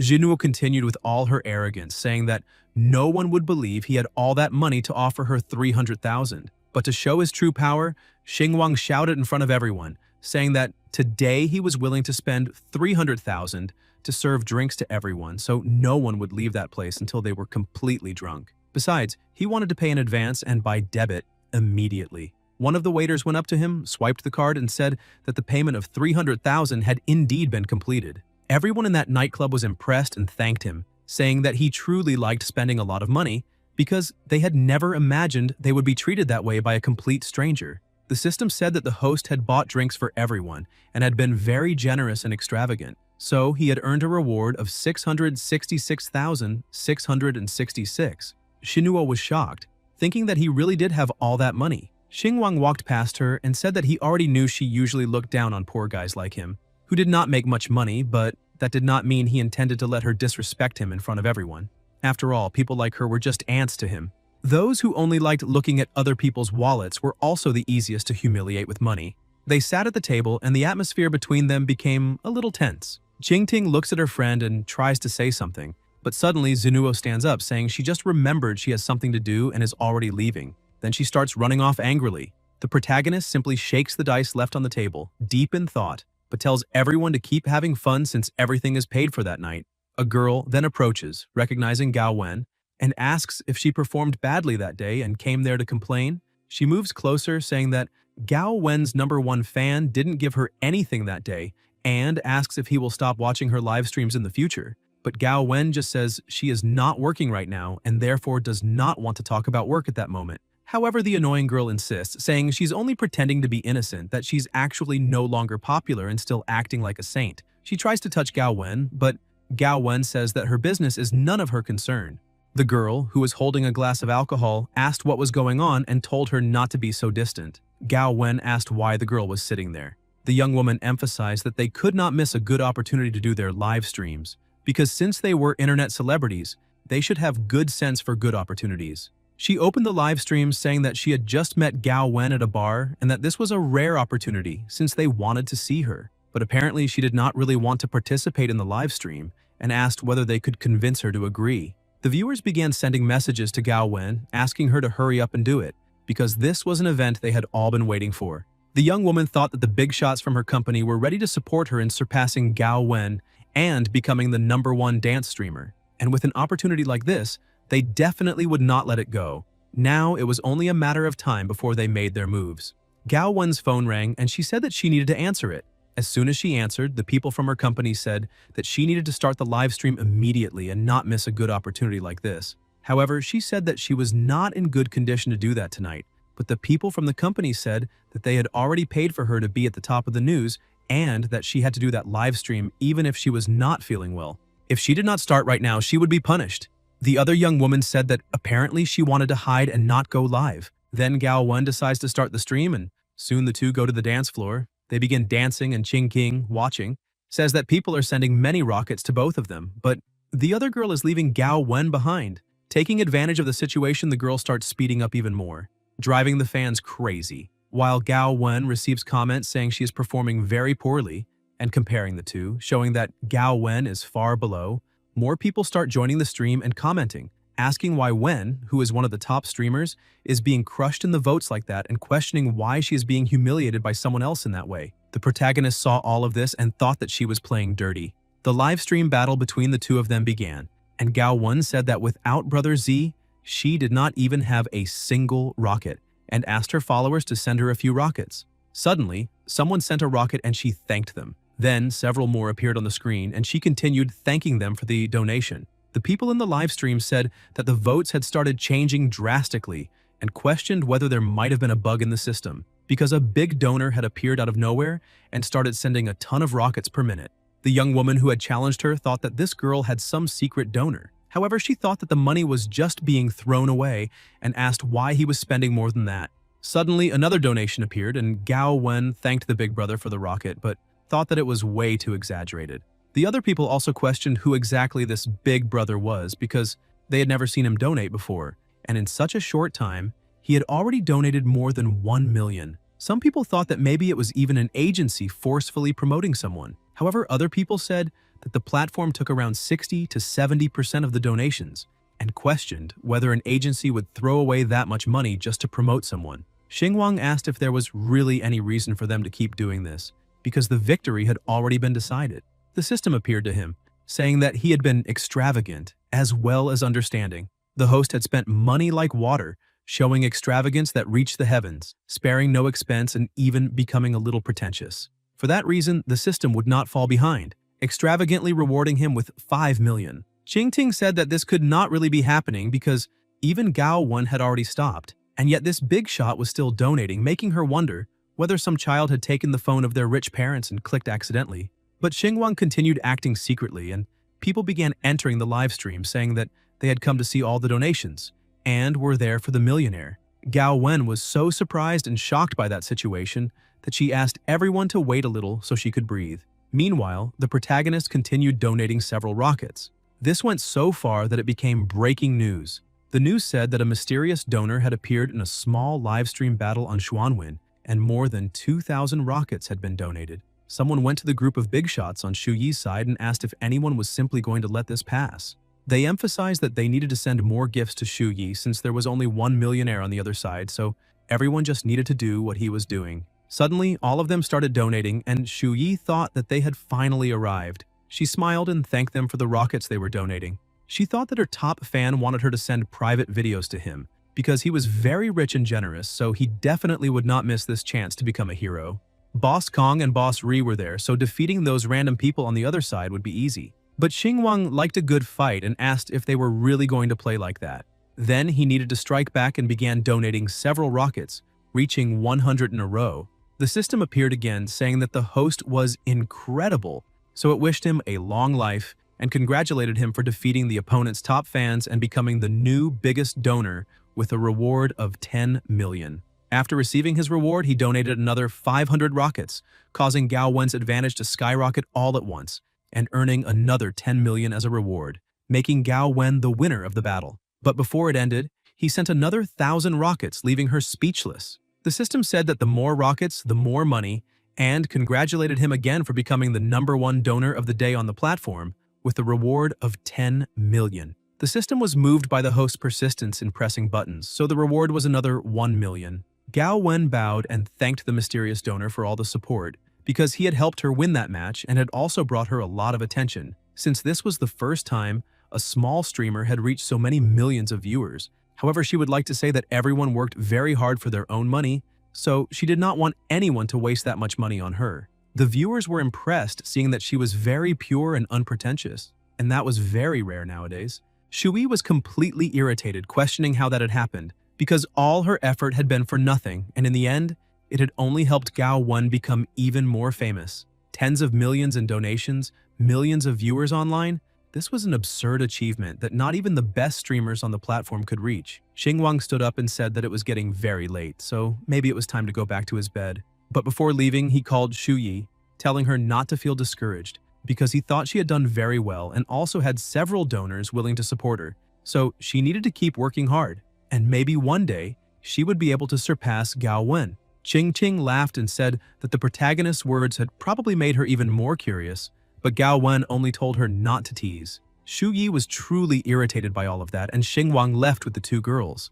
On the way out, Ching Ting asked if they had seen Shu Yi's face at the end, because that girl had turned white as a sheep, and she bet Shu Yi was freaking out now since her plan had been completely annihilated. Because of that, that night had truly been enlightening, because she had managed to see the big donor, the #1 magnate of the platform. But she noticed that Gao Wen did not seem that excited. Gao Wen said that the truth was that she did not feel worthy of all of this, because she had never seen this fan in her entire life, and he had simply appeared out of nowhere and started donating money, so the situation had become a little uncomfortable. Cheng Ting said that it did not matter because he was a messenger from God, so she needed to get closer to that generous donor. She said she would send a message to that donor, and as soon as she sent it, Xing Wang's phone rang, saying that he had a new message. The two of them were surprised and looked at him. Cheng Ting questioned whether that was not the official notification from the Zhuanyin platform because she had just sent a message to the mysterious donor and the protagonist had received it. Gao Wen also looked at him, a little suspicious, but the protagonist laughed, trying to disguise it, asking why the two of them were looking at him that way, because it was just a coincidence. He explained that he had just left his job, so he was receiving a lot of messages there because of his old work, and they had misunderstood everything. Gao Wen emphasized that just a short while ago, the protagonist had spent millions, and the other side had at least a few billionaires in assets. He agreed, saying that he only had a little money, but millions in a few minutes was a bit too much for him. But Ching Ting remained suspicious, because she had thought that this donor Wang had a Wang in his name, so it could very well be him. Gao Wen asked where the protagonist lived because she would like to drop him off at his house. The protagonist said there was no need, because he lived near Longhu New City, and it was completely out of her way, so he would take a taxi. Suddenly, someone arrived calling her by name. It was the protagonist's former boss. He said that he had imagined the background of that live stream looked a lot like the bar he was in, and that was good because he had wanted to take a look outside and found her. But Gao Wen did not feel very comfortable with that situation. He went up to the protagonist saying that this apparently was a former employee and questioned how an unemployed person dared to go there, asking if Gao Wen had invited that skillless guy who needed women to do things for him. But Gao Wen emphasized that this was not quite the situation, because the truth was that she was depending on the protagonist that night. He had paid for both the dinner and the drinks. The former boss was a little surprised, but said that she could not be serious, questioning whether she had fallen in love with that poor guy and was covering for him, because he already knew everything. Tonight the bill had been paid by a mysterious person, so how had the protagonist paid for those drinks? He emphasized that he had already understood what was happening there because poor guys did not have money, so they became very good at talking their way into finding girls with money. Ching Ting told manager He Shui that Xing Wang had really paid for everyone's drinks, but the manager became irritated, asking who gave her the right to speak and questioning whether she thought she was something just because she had a few fans. He emphasized that he had wanted to tell her something for a while because all those fans were fake. She was surprised and asked what he was talking about. The manager continued mocking her, asking if she really had not expected that because the company had spent a lot of money promoting her, buying several fake followers. After all, she only put on her makeup every day and barely landed any ads for exposure, so who would want to watch her? He emphasized that she was lost money for the company and should learn from Gao Wen, who had danced for one night and brought millions to the company. Ching Ting was shocked by all of this, and the manager continued saying that next time she needed to wear a little less clothing and put on less makeup, because no one believed that she was really pure. He looked at Gao Wen, asking if she had not said that she no longer wanted to be a dance streamer. He said that she had earned a lot of money for the company today and had done an excellent job, so if she agreed to one more thing, he could tell the boss to transfer her to television roles. For example, if she spent one night with him. But the protagonist grabbed his arm and asked him to show a little respect. He, Shui, became irritated, saying that the protagonist was just a failure trying to play the hero. He questioned whether he could really give her resources with the money from his counterfeit clothes. But Xing Wang started getting angry and told him to leave immediately. Gao Wen was impressed by the real man standing in front of her to defend her honor. Because of that, she also gathered her courage and told the manager that if he dared to try doing that to her again, she would terminate her contract with the company immediately. But the manager continued laughing, asking how she would do that because she had signed a 5-year contract with the company and still had more than a year remaining. If she terminated the contract now, she would have to pay a penalty of 10 million. could she afford that? Gao Wen emphasized that she had earned millions for that company in just that night, and with her savings, she believed she could afford it just fine. But He Shui continued mistreating her, saying that influencers who danced around wearing those kinds of clothes just like her were nothing more than prostitutes with price tags, because in ancient times, they would have lived inside a brothel. He kept moving closer to her, saying that he would be very honest, because even if she could pay the penalty, the company would never let her leave, since no one would stop milking a cash cow like her. He emphasized that she would be blacklisted in that industry with just one word from the boss. Xingwang stepped in front of her again, saying that if she really could not leave the company, then that was fine because he could simply buy Meow Meow Media and then the person leaving would not be Gao Wen, but the idiot who thought he was a demigod. The manager said that this was impressive and patted the protagonist on the shoulder, saying that he would be waiting for a poor bastard like him to buy the company. He spat on the ground, saying that he was already irritated by that situation because no one had the right to try showing off in front of him. As soon as he left, Qing Ting began trembling in a panic attack, asking if all her followers really were fake. Because if that was true, then all the big donors who donated money to her were just people hired by the company. Gao Wen tried to calm her friend, saying that this was not true because she had many people watching her makeup live streams. Besides, she also knew some big donors who truly liked her. He Shui only wanted to put her down, manipulate her, and make her think that she owed everything to the company, so she would always lower her head to him. Gao Wen told her friend to take a deep breath and not be upset by the words of that piece of trash. The protagonist only watched all of this as she thanked him for helping them that night. She also thanked Qing Ting for helping clarify things, even if they had irritated that idiot manager. Qing Ting said that it was fine because if it were not for all of that, she would never have discovered how much he looked down on her. Irritated, she shouted that he was a massive bastard. Gao Wen looked at the protagonist and said that they were only colleagues, so he did not need to do all of that for her. Xingwang smiled and said that it was fine because he had also hated that idiot guy for some time and only needed a chance to tell him some truths. Gao Wen took a deep breath and extended her hand to the protagonist, saying that she did not know whether they would have the chance to meet again, but she hoped he would truly achieve great things in his life, telling him to take care of himself. The protagonist was surprised and took her hand, asking her to take care of herself too.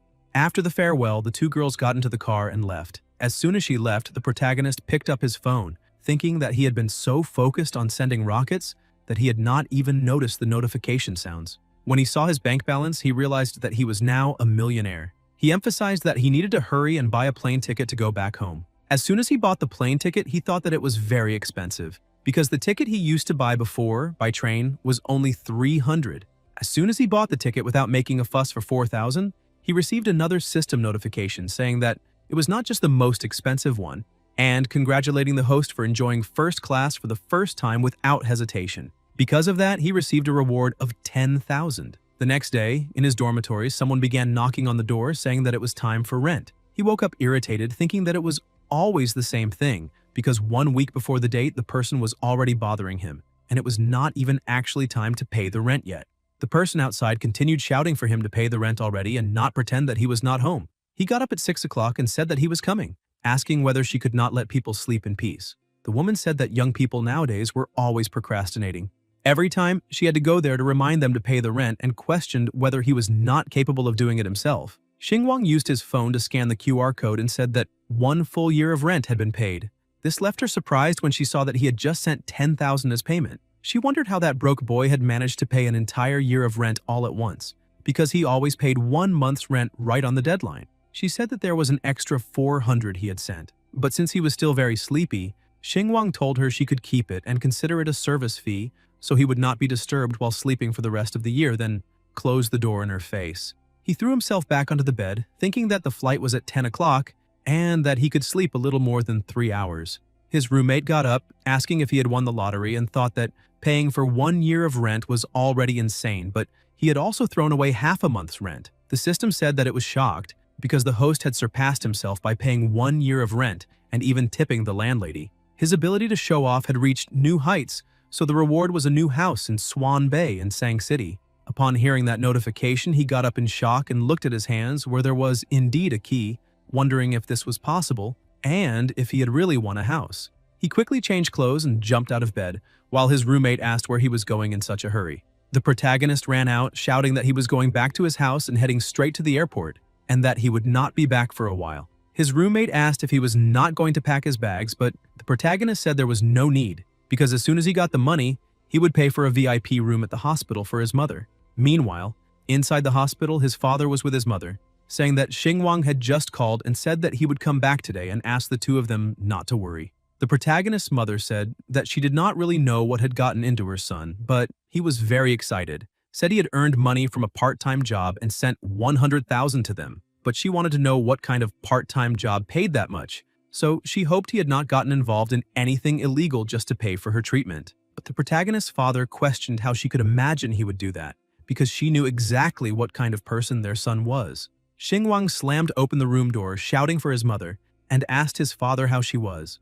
Worried, he asked if she was feeling well and if she had any discomfort. His mother sat up in bed saying that she was fine because she was only a little sick and needed a minor surgery, but her vital signs were very good. Besides, she emphasized that his father had already told him that he did not need to leave the city just to visit them. After all, he was now covered in sweat. She asked his father to give Xinguang an apple so he could eat something. But before eating the apple, the protagonist said that he had resigned, leaving his father and mother surprised by it. But his mother said that he was an excellent son, and even if he had resigned, it was fine, because he would find something better. His father agreed, saying that he had gone through many things to be there, and resting at home for a while might do him good. Xinguang was happy, thinking that his parents were his safe harbor, so he understood all those emotions exactly. He asked his father if he had already paid the medical bills.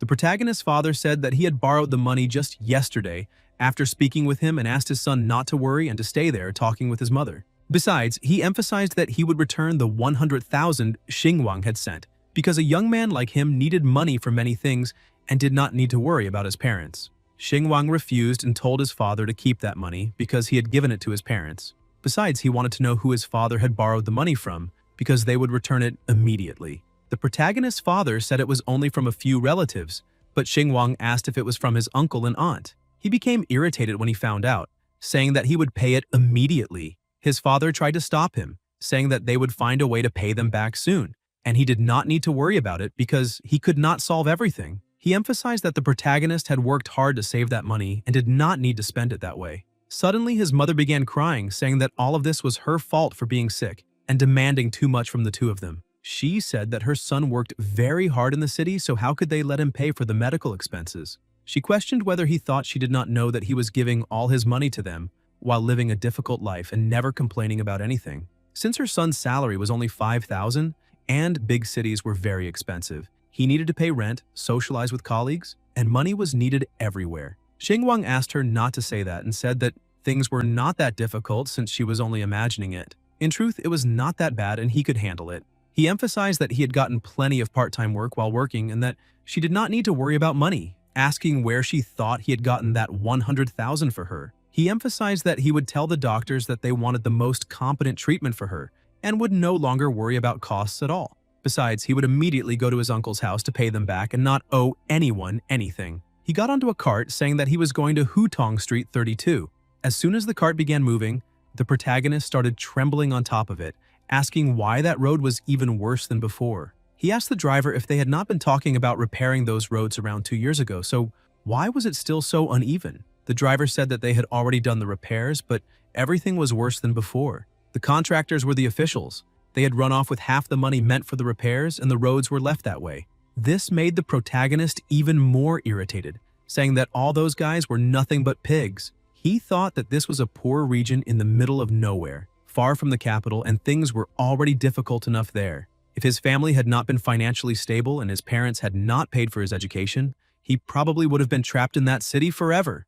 A short while later, he arrived at his aunt and uncle's house and became irritated because they were supposedly close relatives, but they lived in a house hundreds of square meters wide, made with reinforced concrete, while he and his family had only a few dozen meters of brick and concrete.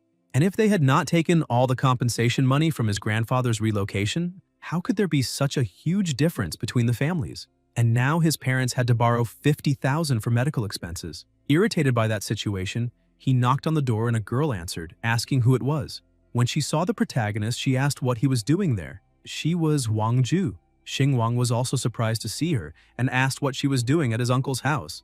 Xinguang continued asking what she was doing at his uncle's house.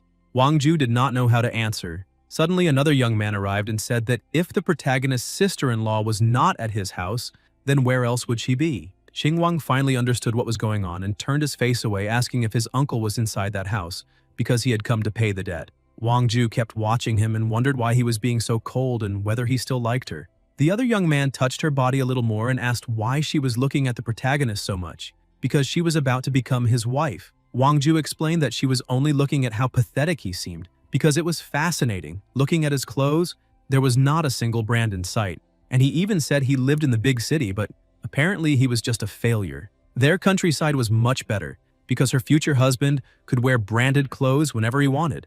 The young man said that things had improved now. The protagonist entered the house and his uncle was playing cards. His uncle said that he was his nephew who worked in the city and was now a big city boy. The other said that a city boy probably earned a lot of money there. Another said that he had heard that a friend's daughter who worked in a city was earning 100,000 a month, and the protagonist had gone to university, so he must be doing well. The other young man arrived and began mocking the situation, saying that he really was doing very well, working like a dog just to earn only 5,000 a month, while his family had old women feeding pigs and earning 3,000. Besides, 5,000 was not enough to save anything in the end because he had heard that rent in the city was very expensive. And after rent, there was barely enough left to eat, and maybe that was not even true. The protagonist simply ignored everything, telling his uncle that he was there to pay the debt and would like to skip the small talk. The protagonist's uncle said that he was in no hurry because if his family was having difficulties, then he did not need to rush it since he would charge interest anyway. Xinguang emphasized again to his uncle that he was doing very well, so he did not want to keep borrowing money. His uncle continued playing cards and said that the protagonist did not need to be polite because he worked hard in the city and was getting by on his own while taking care of his family. Xinguang emphasized that he would pay the debt anyway. His uncle pointed to the debt book, saying that if he insisted so much, then he would not stop him because making money was always good. He asked Dakai to get the red book on top of the cabinet. Dakai handed over the book, saying that they were family and could not bear to see the protagonist under so much pressure because blood was thicker than water. His uncle praised the protagonist, saying that he was the university student of the family and was very proud. So he did not want to use the money and wanted everything as clear as crystal. And that was perfect. But they did not need to be so rigid when they were family. Xinguang transferred 51,000, including the interest, to his uncle, and asked if he had received it. His uncle was impressed to see that he had paid the entire debt all at once and checked, seeing that the money had indeed arrived. His uncle asked where he had earned so much money, and the protagonist laughed, saying that it was very obvious because he had worked in the city. Dakai said that the protagonist's family probably only wanted to preserve appearances at the cost of suffering. But the point was, what was dignity worth? Because he already knew everything. The protagonist's family was made up of poor people, and that 51,000 must have been the savings of an entire lifetime, which probably meant that the protagonist had spent everything he had. Wang Ju told her boyfriend that she would walk the protagonist to the door because maybe he could not accept that the two of them would see each other so often, since they were going to get married, but they were family and needed to understand each other. Dakai agreed, saying that it was good to let him know his place because that way that frog would stop staring at swan meat. She ran up to Xinguang, saying that they would be family now, so he did not need to cling to old feelings and act as if they no longer knew each other. She emphasized that the two of them were childhood friends and had grown up together, and she knew very well that he liked her. However, she had always considered him only her little brother, and she would soon be his sister-in-law, so it would be better for him to stop thinking about her that way. Because if people heard about it, it could be bad for his reputation and would go against common decency. Xinguang laughed, asking if she really believed that he liked her, and told her to look in the mirror at least a little to better understand the situation. Wang Ju became irritated and shouted, asking what he had just said. The protagonist asked what she meant because they were not childhood friends. They had only spread cow manure around and caught a few frogs together when they were children, and now she was acting as if that was something special. He emphasized that he really had thought she was not the type who looked down on the poor and flattered the rich, because she worked hard all the time and had always been kind to others. Because of that, he had not expected her to be this kind of person, but apparently she was just very good at pretending. But that did not matter to him since the two of them had no connection of any kind. Wang Ju emphasized that she understood the situation now. Since the protagonist could not have her, he was now looking down on her, and this was a very annoying situation. But in the end, she was still his sister-in-law and he needed to understand, leave the past behind, manage to move on and grow up. Xinguang simply stopped responding and turned away, saying that she was crazy, making her more and more irritated. She ran in front of him, stopped and asked who he thought he was, questioning whether he really thought he was better just because he was good at studying, because that was a joke. And he was still just some nobody working for other people, completely useless, saying that spending his life studying would lead to nothing. And he was the exact definition of that. She asked what it mattered if she looked down on the poor because she loved the rich. And that did not matter. With his uncle's family, she would live in a giant house and eat the best food, while he would live in a tiny space, paying rent in the city and sharing a bed with others. Besides, his mother was still in the hospital, and even if he could cover 50 or 100,000, he still would not achieve anything. Because of that, he should be a little more grateful to her for speaking politely to him, and not test his luck, because no one would put up with him with that kind of attitude. Xinguang asked if she was done barking because she was staring at the sky while doing nothing useful, as if that were something good. He questioned whether she really thought everyone was desperate to be with her, because not even frogs were as idiotic as she was. She tried to insult him, but the protagonist interrupted, saying that, indeed, he did not have that much money and was not as capable and charming as her boyfriend. But even so, he worked hard, was diligent, respected his parents, and did not look down on anyone who worked hard so he could take care of himself. He emphasized that he had always thought this was particularly good and extremely better than people like her, who only focused on that tiny piece of land. He told her to stop acting like a lunatic, look in the mirror, and face reality. The system appeared, saying that the host had made a swift cut and severed ties without remorse. Suck others dry emotionally, not yourself. The host was rewarded with an apartment under renovation in BU City. She continued pointing her finger at the protagonist, but he grabbed her hand and pointed it back at herself, saying that both she and her boyfriend should just keep flattering each other like a good couple and stop interfering in other people's lives. Suddenly, a car came speeding by and passed through a mud puddle, splashing dirt onto the protagonist. Dakai stopped and rolled down the window, saying that he had not seen him, because he was in a hurry to visit the construction site and ended up not noticing him. After all, he was now the big boss at the construction site, in charge of building the road to the town, so he was a little busy and did not have time to chat. Dakai emphasized that if he could not find a job, then he could go work for him and carry bricks like his cousin, because he could help. Xinguang thought that he finally understood why the roads were so terrible, and apparently his uncle really had a family full of talents. But apparently, it was time to serve justice for his own people. At the town construction department, one of the workers was treating the protagonist very well, saying that he could feel free to go there for tea whenever he wanted. Xinguang simply thanked him for all his kindness. The system announced justice because the host had spent his wealth for the greater good, building for his hometown, and the reward was 100 property deeds. He asked how many deeds there were, and the system said that there were 100 deeds, and asked if he thought that was too little, but the rewards were based on his actions. Xinguang apologized to the system, saying that he was not questioning it because the system kept getting stranger, since apparently all the wealth in the world was about to become his.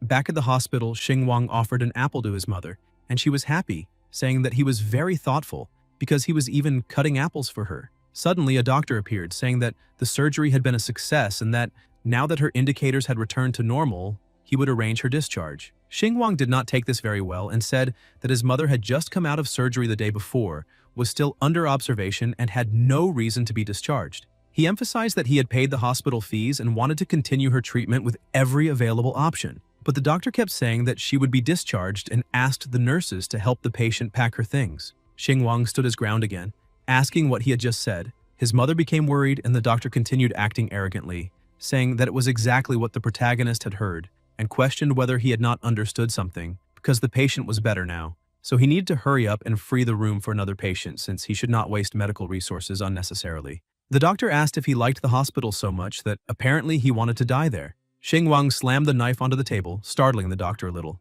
He pointed at the protagonist, irritated, saying that he was holding a knife in a hospital and trying to cause trouble, so he needed to put the knife down or he would be taken away by security. His mother tried to get up, saying that she would like to go home because there was no reason to spend more money there and she was already better, since the doctor had said there were no problems. Besides, they could be more comfortable. Xinguang continued telling his mother that she had just come out of surgery and her wound had not healed yet, so she needed to be careful when moving. The doctor told the protagonist that his mother apparently had already understood, and a good son should listen to his mother. The doctor looked at the nurses and told them to make sure everything was clean without leaving a trace of poverty and bad luck there. The doctor left the room and the protagonist became irritated. He told his mother that they should not waste the apple and asked her to eat first, because he was going to tell his father to pick them up. But before that, he needed to take care of a few things. His mother kept telling her son not to fight with them, because ordinary people like them could not cause trouble, but the protagonist told her not to worry because he would not do anything. In the attending doctor's office, he was on a call saying that he had already arranged everything and that his friend's wife could come now. After all, even a twisted ankle should be taken seriously and could take up to 100 days for tendons and bones to heal. Dakai told Dr. Lee that he really worked fast. The doctor said that this was obvious because they needed to be quick, since that Xingwang was just a poor boy, so how could he compare with Dakai's generosity? They had delayed paying the medical expenses for half a month, and it was only thanks to Dakai's family that they had managed to cover the costs. Letting them stay longer would be a waste of medical resources, and it would all be thrown away. Dakai smiled and told him to leave things with the director, and that he would pay for dinner later to properly thank him. Dakai hung up the phone while thinking that maybe the protagonist really thought he could cause trouble. Lee also laughed and looked at the payment he had received, saying that this guy was very good at handling things. But the protagonist, who had been watching everything, realized that the doctor had received a bribe, and apparently they could play with money because money really could make the impossible happen, and now they had put that into practice. He went to the director's office and knocked on the door. When he entered, the director asked who he was. Xingwang said that he was just a family member of an ordinary patient. The director said that if he was sick, he could go straight to the registration desk because he was not seeing patients there. Xingwang told the director that he would like to discuss donating a building to the hospital. But the director was looking down on the protagonist, saying that if he had any problem, he could consult reception because he was very busy and could not walk him to the door. But as soon as he realized what the protagonist had said, he was impressed and questioned whether he really knew how much it cost to donate the construction of a building like that. The director thought that this young man looked very simple, and that his clothes probably did not even cost 200, so how could he donate a building? Maybe he was just joking. Xingwang told the doctor that he knew very well how much it cost because he had already looked into it and there was no problem at all, asking if they could continue the conversation. He thought that building a small building in the countryside cost only around 1 million, and currently that was nothing to him because spending a mere million to benefit people and solve his problems was very worthwhile. He continued telling the director that he understood that his ward was always full and that there was often not enough space to place patients, so he wanted to donate a building. First, this was to make things more convenient for patients who needed to be hospitalized in the future. That way, they could receive accommodation after surgery. Secondly, he would also like the director to investigate any corrupt practices inside that hospital. The director said that he truly understood that patients' families might have complaints about beds, but there was no need for suspicion. The director thought that maybe the protagonist was only there to find an excuse to report the hospital. Xingwang continued explaining that he also knew the director did not have much he could do, given the lack of beds. However, in that situation, some people took advantage to make dirty money, giving already scarce beds to special connections, abusing the debts of ordinary patients, and he thought that was very wrong. The director became a little irritated, stood up and shouted, saying that he had been in the administration of that hospital for years, as had the doctors of that countryside hospital, and he had never accepted bribes or gifts because they were very strict about red envelopes. Xingwang emphasized that his mother had just undergone major surgery yesterday and was in the recovery process, but today the attending doctor was forcing her discharge to make room for other patients. He emphasized that, as far as he knew, the next patient only had a twisted ankle and it was a simple treatment that could be done at home. The director said that the protagonist was probably just making it up because even if that ward was overcrowded, they would not discharge a patient who had just come out of surgery. That did not align with the necessary medical procedures. And even if a patient insisted on being discharged, they would need a signed liability form.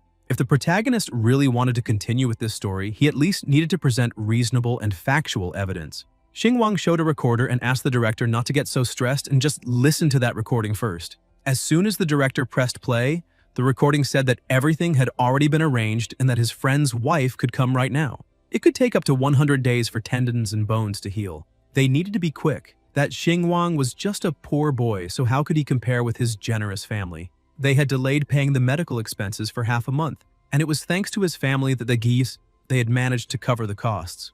Letting them stay longer would be a waste of medical resources, and everything would be thrown away. The director questioned how he would know that the recording was not fake. The protagonist began to wonder whether the director was just naive or deliberately trying to cover everything up. Xingwang picked up his phone and said that even if he thought that recording was fake, the building was not. He called Chief Engineer Kang, saying that he would like to build a new building for the municipal hospital and asked if he had some time to discuss the project. The protagonist asked if Kang could go to the director's office to discuss the details with him, because that would be great and everything was arranged. The director stared at the protagonist, thinking that he could keep acting because he wanted to see how far this would go. Xinguang put his phone on speaker and said that maybe the director did not believe that a building was falling from the sky, so he could explain a little. He handed the phone to the director, saying that it would not take more than a few minutes of his time, so he could not let a few minutes of stubbornness cost him an entire building. The director took the phone and said that this was Director Liu from the municipal hospital. As soon as Kong said something, the director was impressed when he realized that this really was Engineer Kong's voice. The engineer said that the director was very lucky to get a free building like that. Liu said that he understood, but now he needed to hang up. The director thought that this young man really was very rich, despite keeping a low profile. The two of them sat on the sofa, and the protagonist asked if the director believed him now, because he should also give an answer about the recording. After all, if he could donate a building to the hospital, then why would he fake a recording? The director emphasized that the recording alone was not enough evidence. Xinguang said that if one building was not enough, then maybe he could donate two. The director was impressed by this, and the protagonist stood up, saying that he had no other requests and only hoped that the director would severely punish the corrupt doctors through an investigation into unfair practices inside that hospital, bringing back fair opportunities so that all patients could be treated by doctors. Liu agreed with the protagonist, but before he left, he asked if he could know his name. But the protagonist said that he was just an ordinary boy from a simple farming family, simply doing what was right for ordinary patients. So his name did not matter, but if he needed a name, he could just write Messenger of Justice. As soon as Xinguang left the room, the director picked up the phone and shouted for them to immediately bring the most recent discharge records, because he wanted to see which patients had been discharged after surgery. A short while later, one of the nurses went to the doctor and said that the director was waiting for him in his office. Li knelt on the floor in front of the director, begging not to be fired because he had elderly parents and young children to support, and he could not lose his job. Liu asked what was going on because the doctor had elderly parents and children, but apparently the patients' families did not have all of that. A doctor like him, without any morality, needed to find another job because that municipal hospital could not afford people like him. The next day, Dakai was relaxing with his feet in the water, while his girlfriend praised him, saying that his career was booming and that they would soon be able to buy a house in the city. Suddenly, another man slammed the door open and shouted at Dakai, saying that he had said he had great connections and had even bribed a doctor. So how had his wife just packed her things and was already being sent away? His wife's injury had worsened because of all that mess, and she was so angry that she would not even let him enter the room. Dakai stood up, confused, telling him to wait a moment because the doctors probably did not know they were so close, but he would call and explain the situation. He tried calling the doctor, but the number he dialed simply no longer existed. In the courtyard of the protagonist's family home, several things were being delivered. His mother remained shocked, telling her son that he was hiring all those men and buying all that equipment, and that it must be very expensive. Xinguang explained to his mother that all of it had been paid for by the hospital, and that they had not spent any money. That Dr. Li had been fired for just cause, and the hospital was trying to compensate them, so they had arranged all of that for them. Besides, they were going out, and afterward they could enjoy themselves without worrying. His mother said that it was fine because she had finally understood the whole situation. Xinguang thought that he was doing good deeds without seeking recognition, just like Lei Feng, and that was very good. Suddenly, Dakai entered the protagonist's house shouting at him, asking if he was the one to blame, because he had gotten a hospital room for his friend and spent more than 10,000, and now it had all been for nothing. The protagonist's mother asked what he was talking about. Xinguang was happy because that idiot had just admitted everything. He shouted, saying that apparently it had been him after all, because he had been wondering why his mother, who had just undergone surgery, had been kicked out so suddenly, and in the end, his dear relative had spent 10,000 just to drive out his own mother. Dakai tried to cover it up, asking who wanted to drive out his mother, because it was normal to be discharged after getting better. Besides, he told the protagonist to stop pretending, because if he had not done something behind the scenes, then the hospital would not have done all of that for him. Xinguang said that this was because of the director, because he had exposed that corruption in the hospital, and he was compensating those who had been harmed. Dakai continued shouting at the protagonist, saying that he would not believe so many lies, and said that he needed to be compensated because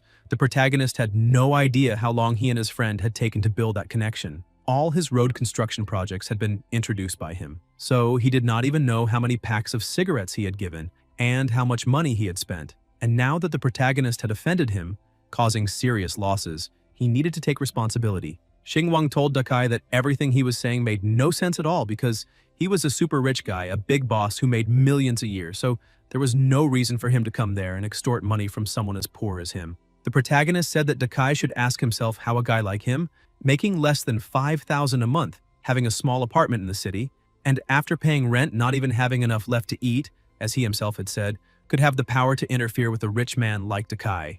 And regarding all of this, it must simply be karma screwing over someone who acted arrogantly. While the protagonist was leaving, he emphasized that some people in life use so much dirty money that they began to believe everything could be solved with money, since they did not believe there could be justice in that world. Dakai thought that the protagonist only knew how to talk, and screwed people like him would not have that much power. It must have just been bad luck, and because he was irritated, he had made bad decisions. He left saying that the protagonist's family would die poor. Xingwang watched him, thinking that this guy was just an idiot, and told his mother to keep walking. She became worried, saying that the boy had been very furious, and asked if it was possible that he might harm their family. But Xingwang emphasized that he would very much like to see him try. While Dakai was leaving, he crossed paths with a car and thought that it might be Manager Kong. But he quickly changed his mind, thinking that he must have seen wrong because he would not go to such a remote place. Kong stopped in front of the protagonist's house and opened the door, thanking him for that road and that building. Xingwang was surprised by this and tried to smooth over the situation since he did not want his mother to know that he had paid for all of that.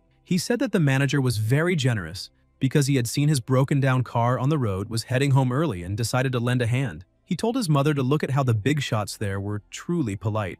Kong realized that something was wrong and ended up going along with it, saying that it was natural to help someone repair that road. He sat in front of the house while thinking that the protagonist was probably hiding his true identity from his parents. Xingwang went over to Kong and hugged him, telling his mother that he needed to handle a few things with him, so he would go inside first. He pulled the manager aside and said that he would like to keep a low profile on that trip because he did not want others to know about it, much less his family. Kang was even more impressed, saying that he finally understood. Apparently, the protagonist wanted to do good deeds without taking credit for himself. He thought that Xingwang was truly a great man, not exposing his wealth or showing off to others, only doing good in secret.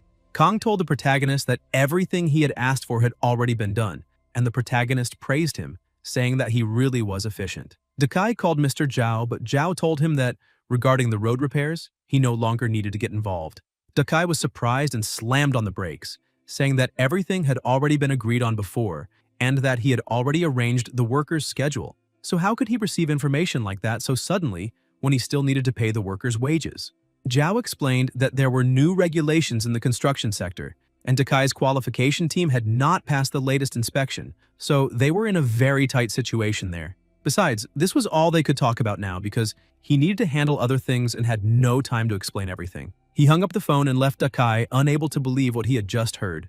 Zhao thought that he had no other choice, since that boy had offended Manager Kong. Sometime later, inside a private room, Dakai brought some gifts to Zhao, asking if they had not already agreed before, because the road construction work would be subcontracted to him, and Zhao would only sit back and take his share. Zhao continued enjoying himself with his girls, and Dakai asked what he thought about adjusting the percentage from 30 to 40%, but Zhao just kept staring. Dakai thought that he had just hit the right point, because that guy probably thought the percentage had been too low. But apparently Zhao was just very stingy because at the last minute he was trying to apply pressure. Dakai smiled and emphasized that everyone knew this qualification review was only a formality because he could find a shell company and go through the process again, emphasizing that he would not put Zhao in a difficult situation. Zhao stood up angrily and slapped the gift on the table, shouting and asking who had said that those qualification documents could be forged. He questioned whether Dakai really thought a few cigarettes would make him commit a crime. And apparently Dakai thought he was talking to a starving man. Dakai began picking up the cigarette boxes from the floor and explained that this was not exactly what he meant. But Zhao remained irritated and asked what exactly he was trying to say, questioning whether Dakai thought all those words he had said were just nonsense and that he was trying to play hard to get. Dakai kept trying to apologize and said that he would raise the percentage to 50%. Zhao said that he had treated him like a brother until now, but now Dakai was trying to harm him. He ordered the security guards to get that boy out of there immediately. The security guard kicked Dakai out, saying that he should never go near Mr. Zhao again. A short while later, a man took Zhao to another door. As soon as he entered, he saw Xingwang and Kong sitting there. He began laughing and apologized for making them wait so long. Zhao thanked the protagonist, saying that he was very kind to the people of that town, so he would like to thank him for the funds he had donated for the road construction. But Xingwang thought that this guy was a hypocrite and an opportunist. Xingwang emphasized that it was nothing special because he was not interested in the affairs of a messy village. He was only doing this because his parents were getting old and had trouble walking. So, if the road was bad and they were not careful, they could end up twisting their ankles, which would be very bad. He asked Zhao if that road would not fall apart within a year.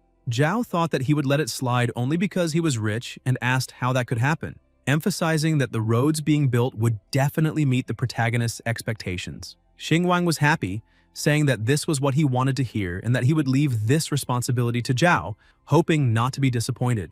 The system notified him, calling the host noble because he had completed the task of building roads and houses in his hometown in only 2 days and 1 night. Not only had he spent money generously, but he had also shown high moral character, and the system would reward the host with a bonus, hoping that he would never forget his original intention and remain true forever. Xingwang only wondered why the system had been so quiet over the past few days, but apparently it had been planning something very big. In the garden of the protagonist's uncle's house, Wang Ju was angry with Dakai, saying that he was lying there playing on his phone all day and had not even swept the floor or cleaned anything. She emphasized that if she had known he only talked big and that getting the project was all a lie, she would have chosen the protagonist instead of him because he was in the city to get real work opportunities. Dakai became furious and stood up, asking what she had just said. Wang Ju remained angry, saying that it was exactly what he had heard, because even a domestic bird could fly away and try something while he was being useless. If she were in his place, she would already be kneeling before Zhao if she had to. She could not believe how good he was at showing off, because he still had not done anything right. She started leaving the house, saying that she was going to find the protagonist, because they had grown up together and he would certainly take better care of her. But Dakai lost control and told her to stop immediately, grabbing her by the clothes. He slapped her across the face, saying that she was nothing but a shameless woman, because she had never earned a single cent in her life and still dared to criticize him. Meanwhile, at the protagonist's house, Kong handed a document to his parents, saying that some details were there and that they could look at them later. The two of them were a little confused and asked what it meant. Kong explained that the construction of that road would affect their property a little, because they needed to use 1 square meter of their land. And to express his apology, they were planning to build a house for the two of them as compensation.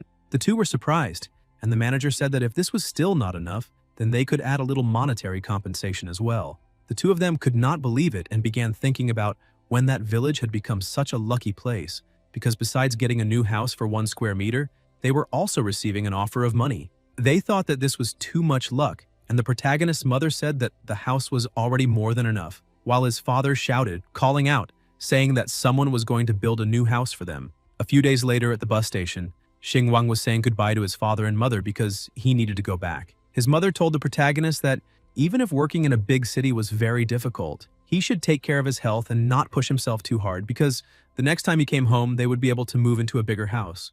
Xingwang hugged her, saying that she should not worry so much because he would take very good care of his health. But now he needed to go, otherwise he would miss the ride to the airport. His father also said goodbye, saying that he would be waiting for him to come back. Xingwang sat in the waiting room while thinking that this trip had been worth every cent. Suddenly, Gao Wen appeared there and was surprised, asking what he was doing there. The protagonist explained that he had returned to his hometown to see his mother and was going back today. Gao Wen apologized because she had forgotten to ask earlier since she had heard that his mother was sick, and that he had left work because they had not given him leave. Because of that, she wanted to know how his mother was now. Xingwang told her not to worry so much because it was nothing too serious, and his mother was already recovering very well. Gao Wen said that it was very good to hear that, but that she was there because she had gone on a business trip since the company wanted her to change her image a little. Because of that, she had gone there to work with a rural revitalization company and had just finished now, so she was about to go back when she saw him. And apparently the world was very small since the two of them had met in a completely unfamiliar place. Xingwang laughed and said that it really was a great coincidence. Gao Wen asked if he already had any career plans and which company he was thinking of going to, but if he did not want to, he also did not need to answer that. Xingwang laughed and said that it was no secret because he was not going to another company but starting his own business. Meanwhile, he thought that he had even rented a building right in front of his former company just to irritate his former boss. Gao Wen was very happy to hear this and said that if the protagonist needed anything, he just had to ask her, because she knew some nice directors and photographers who were not too expensive. Suddenly, her phone began ringing and she apologized, saying that she needed to answer it. She thought that her boss was going crazy because he had already called 100 times in a day. As soon as she answered, Shui began shouting at her, asking if she really thought she was important just because she had made a little money now, and asking how she dared to ignore all the messages he had been sending her. He ordered her to get online now to compete with Jade's team because they had been tagging her for half an hour. Gao Wen explained that she had already notified him an hour ago that she was about to board, and she believed that everything was fine. Her boss became even more irritated, asking if she still had not boarded the plane, because this had to be some kind of joke, and ordered her to do it before boarding. Gao Wen emphasized that she was already about to board and the next flight would only leave in 10 hours, and maybe she would not even be able to get a ticket at such short notice. Besides, she was on her rest time, but Shui asked if she was really trying to make him laugh with rest time in that industry, and asked if she really thought the company was helping her for nothing. If she missed the flight, she only needed to wait 10 hours at the airport and the problem would be solved. Gao Wen began getting irritated and said that she had already earned enough for that company because she had been at the top for 6 months and no one was helping her with absolutely anything. Shui asked what that had to do with anything because her contract was still valid, and until it ended, she only needed to do what he told her. He continued taking advantage of women just because he was the boss. He told her to stop arguing and go online now because if she said another word, he would consider it a breach of contract. The protagonist noticed that she was a little irritated and asked if everything was all right. As soon as Shui heard the protagonist's voice, he said that apparently she was with him, and now he understood why she was unwilling, because she probably was not even at the airport and must be naked on top of a bed. Gao Wen became embarrassed and asked him to stop spreading rumors, because she had already sent a photo of her boarding pass in the company chat as a report. Shui said that if this was true, then why could she not start a live stream to prove it? Because he would really like to see whether she was not in bed with Xingwang. She became even more embarrassed, and the protagonist took the phone, saying that there was only a contract termination fee, and asked how much it was, because he would pay it. Besides, that entire call was being recorded, and he would be sued for defamation. Shui asked how he could afford the contract termination fee, and told him to stop pretending to be rich. But the protagonist hung up on him, making him even angrier.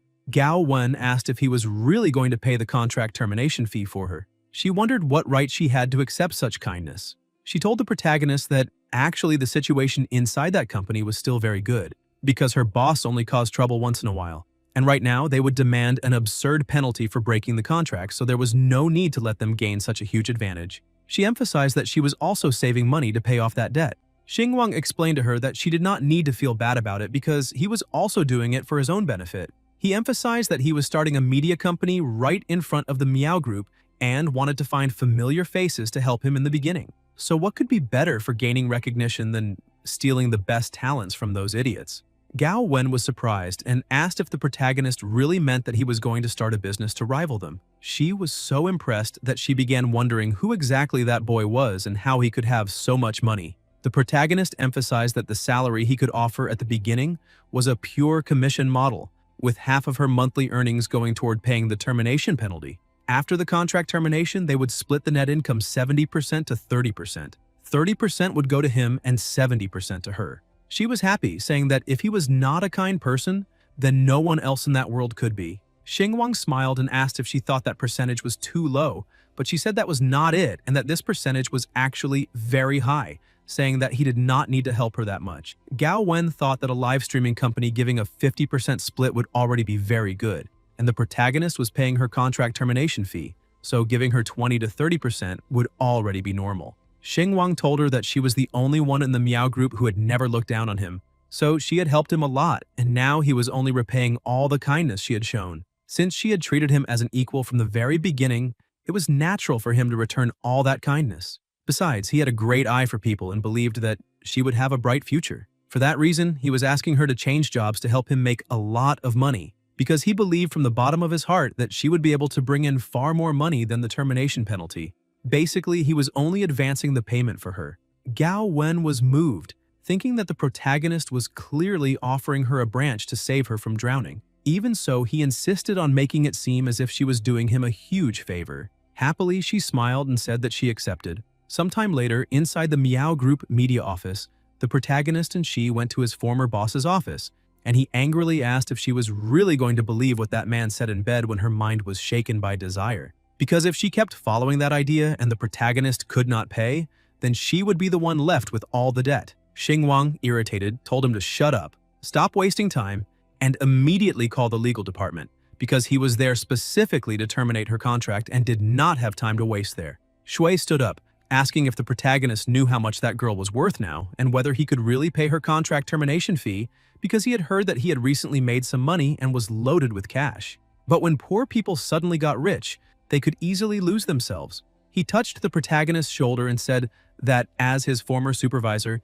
he needed to remind him that sudden wealth was like a castle in the air and could disappear in the blink of an eye, because when he ended up in debt, his life would be over. Xinguang pushed his former boss's hand away and said that money was a renewable resource. The more he spent, the more he had, so he did not need to worry about it. And judging by how he was losing his patience, his former boss was probably truly afraid that the protagonist could pay the penalty. Shui trembled and realized that he had been exposed. However, he tried to show that he was still very confident, saying that this was not his company and that he was not the only one spending or making money there, so he should have nothing to fear. Xinguang took a deep breath and said that his former boss had little power and still used it to intimidate people, so he was truly worried about Shui's future. But the former boss asked what the protagonist was so proud of, telling him not to forget that he had once been nothing more than a dog under his command. Xinguang explained that actually he had been a legally employed worker who had signed an employment contract, and if he kept calling his workers dogs, then he would be sued because of it.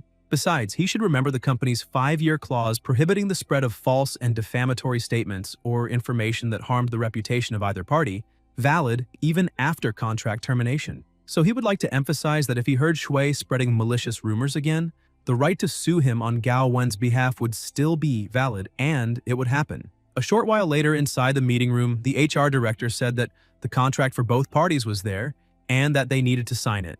Gao Wen said that it was fine. Shui asked if she was really going to sign because that boy had only managed to get a little money, and if she followed him just because of that, she would have a lot to regret in the future.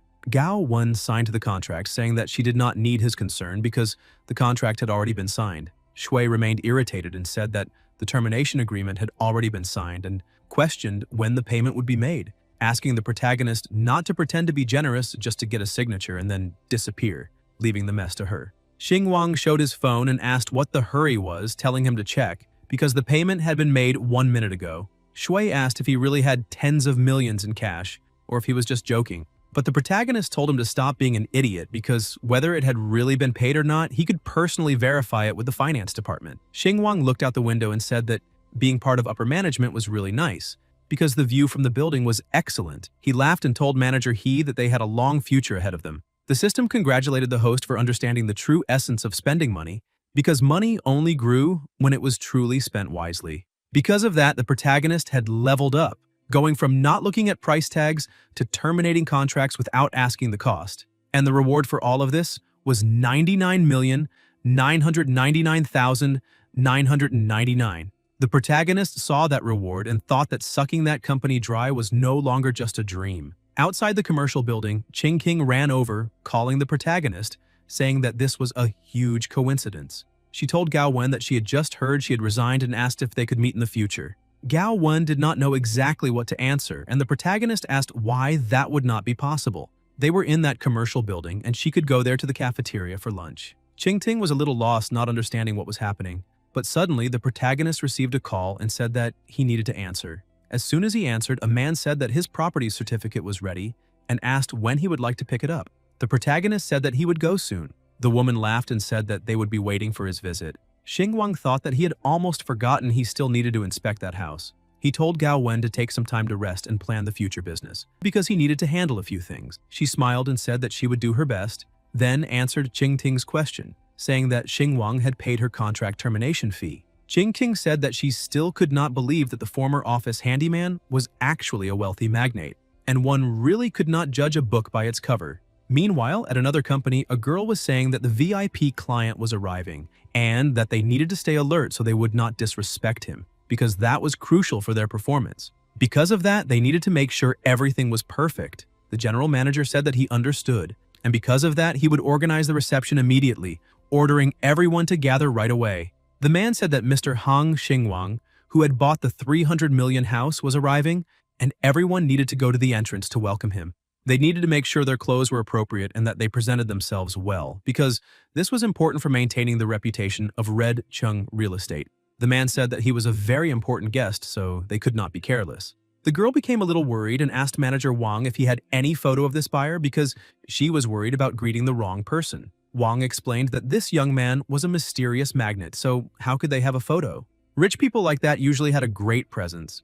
When he arrived, that place would be illuminated. He emphasized that she had been in sales for a long time, so how could she not have that basic judgment? She laughed and said that she understood. He touched something and shouted, saying that there was dust on his hand, and ordered everyone to clean it again until not a single grain of dust remained, because they had to give the VIP client an excellent experience.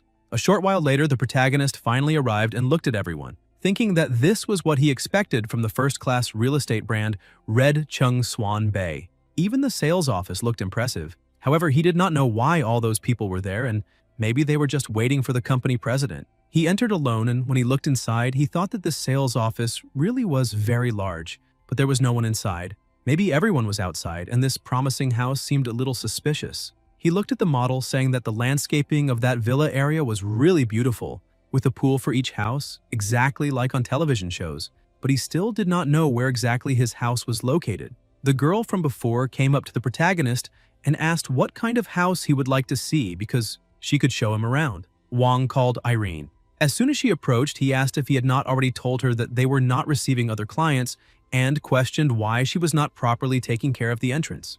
Irene said that this boy was still a client. Wang scolded her, saying that according to his calculations, the VIP client should arrive soon, so everyone should go outside so the client would not feel disrespected. Irene stood firm, saying that this did not seem right because they had not even put up a notice. But Wang said that she was a very naive girl and that he would handle the situation himself. He looked at the protagonist and said that this guy probably did not even have 200 yuan in his pocket, yet dared to enter the Swan Bay sales office. He thought that the protagonist was interfering with the arrival of the VIP client, so they needed to get rid of him immediately. Wang approached, saying that some people should know their place, because if they could not afford it, they did not need to waste people's time and emotions. So, if the protagonist wanted to buy, he needed to do it quickly, because what was the point of looking around forever? Xingwang looked at Wang and asked if he was saying that to him. Wang simply ignored the protagonist and called Irene again, saying that the place was full of dust, so she needed to clean everything again as quickly as possible.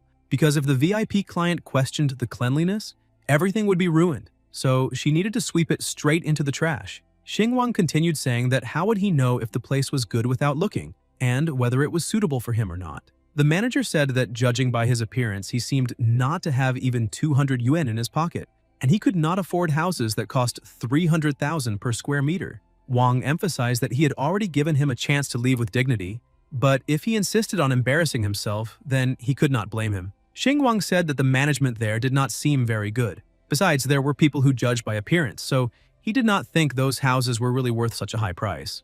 The manager said that he was only being rude because he could not afford them. Suddenly, the protagonist's phone began to ring, and he answered. The woman from before asked if the protagonist had already arrived at the sales office and said that if he had any questions, he could ask manager Wang. As soon as Wang heard that voice, he thought it sounded very familiar. The protagonist asked who the manager was because if it was who he was thinking of, then Wang had said that he was embarrassing the place and was not worthy of buying a house. So maybe he really was not worthy and would buy somewhere else, asking if they could cancel the transaction immediately. The woman stood up anxiously and asked the protagonist to sit down, begging him to wait just a little, because she would be there in an instant. She thought that the manager had probably lost his mind and went downstairs angrily, thinking that there had probably been a misunderstanding. She went to her driver and told him to go to the Swan Bay sales office as quickly as possible. While she was in the car, she called and questioned what manager Wang Sheng had done, because if that mysterious rich client was offended, he would be in big trouble. After all, she had already told him to handle the matters related to the VIP client, but apparently he had forgotten to listen. He asked Director Lee to wait a minute because he could take care of it, but before he could say anything else, she hung up on him. Sheng looked irritated and shouted, saying that he had already ordered the area to be cleared, but no one had listened because the rich client must be very angry, thinking that they were receiving other people. Xingwang thought that judging by the look the manager had made earlier, maybe he could at least recognize his superior's voice, but apparently he had not understood. Sheng began pulling Irene's ear, making her cry while he shouted, asking what the point was of being pretty if she could not work properly because now that she had offended the rich client, he might lose his job because of her. She began crying and with a trembling voice told the manager that she was only doing her job. The manager went up to the protagonist and pushed him, saying that he was just a poor nobody and that he did not care what kind of connections he might have in Hongcheng, because not even the president could help him. He ordered the protagonist to get out of there so he would not harm the business. Suddenly, the director arrived shouting at the manager. Sheng continued ordering the protagonist to leave immediately. As soon as he looked at the director, he said that she had finally arrived and tried to explain what had happened, but she simply ignored him and walked toward the protagonist.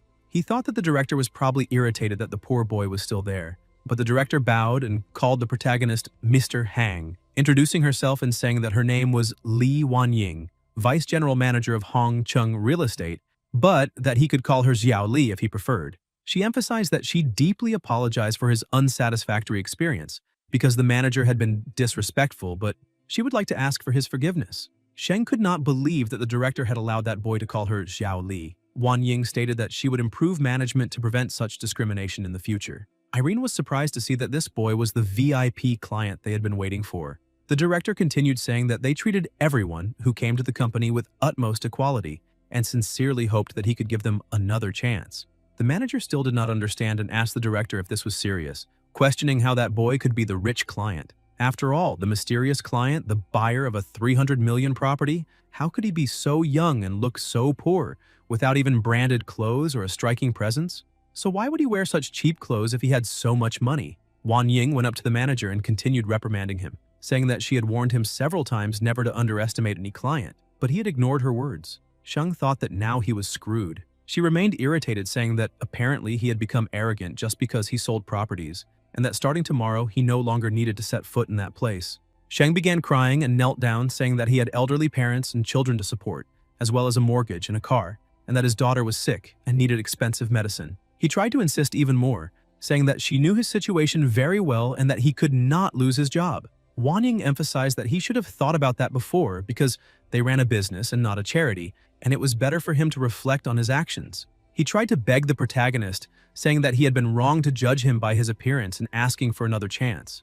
Irene was already trembling, thinking that she would probably be next, and now she did not know what to do. Xingwang looked at Irene and told the director that this sales agent was very good, so she should be the new manager. Wan Ying smiled and said that she would do as he asked because there was no problem with that, and asked if he would like to see the property. Sheng could not believe what he had just heard, and Irene was also shocked. Xingwang said that it was already getting very late and asked if they could really still see the property. The director said yes, and that she would personally take him there. Irene was still so shocked that she could barely move, asking herself if she had really just been promoted and whether this had to be a dream. The system told the protagonist that he was brave and very just, fighting against discrimination and ensuring justice, and the reward was a heart. He became confused and asked the system what a heart was for because he wanted more practical rewards. The system said that it was a personal compliment and that he should not underestimate the system's personal compliments because they could be useful at crucial moments. Xingwang began to smile, thinking that apparently the system even made jokes.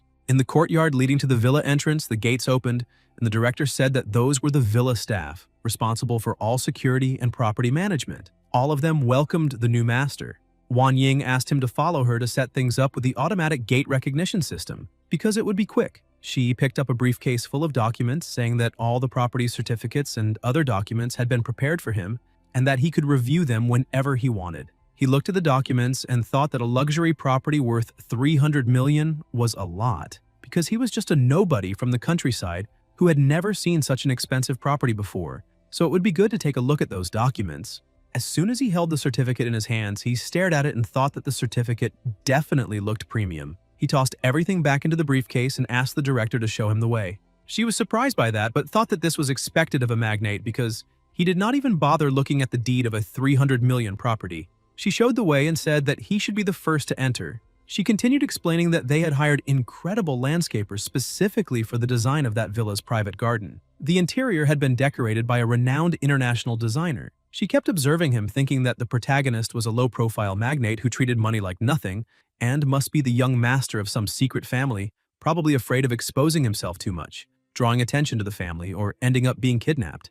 Xingwang looked at the garden and thought that indeed the landscape was very beautiful, but considering his parents' preferences, he probably needed to plant a vegetable garden for the yard. Planting some cabbages and eggplants would make his parents like it a little more and feel more at ease. He continued looking around and thought that this was expected of a luxury residential area, but it would be even better if there were green beans or yellow melons planted there.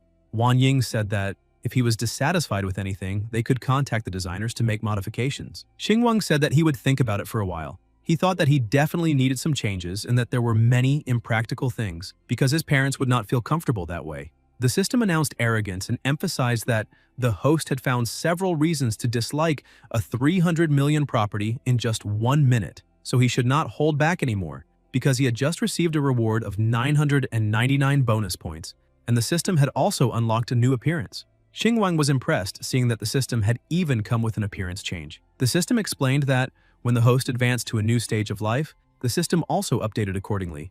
Wang Ying thought that not even the landscaping created by the best landscapers had managed to satisfy him completely, and this was indeed the attitude of someone from a prestigious family. She began laughing and said that he was acquiring the crown jewel of that district and was still very young in age, so it was clear that his future would truly be limitless. She emphasized that the CEO had heard about his generous payment and had especially instructed all of them to treat him very well, saying that he would pay him a visit when he returned from his business trip. Xinguang said that she did not need to worry about that because he had not spent much, and it was nothing worth making a fuss over. This made her even more surprised, and with a smile she explained that this was their duty, because they very much hoped he would support them again in the future. But deep inside she was almost going crazy, thinking that he had casually spent 300 million and was saying that it was not much. This made her question what kind of mysterious family that boy belonged to.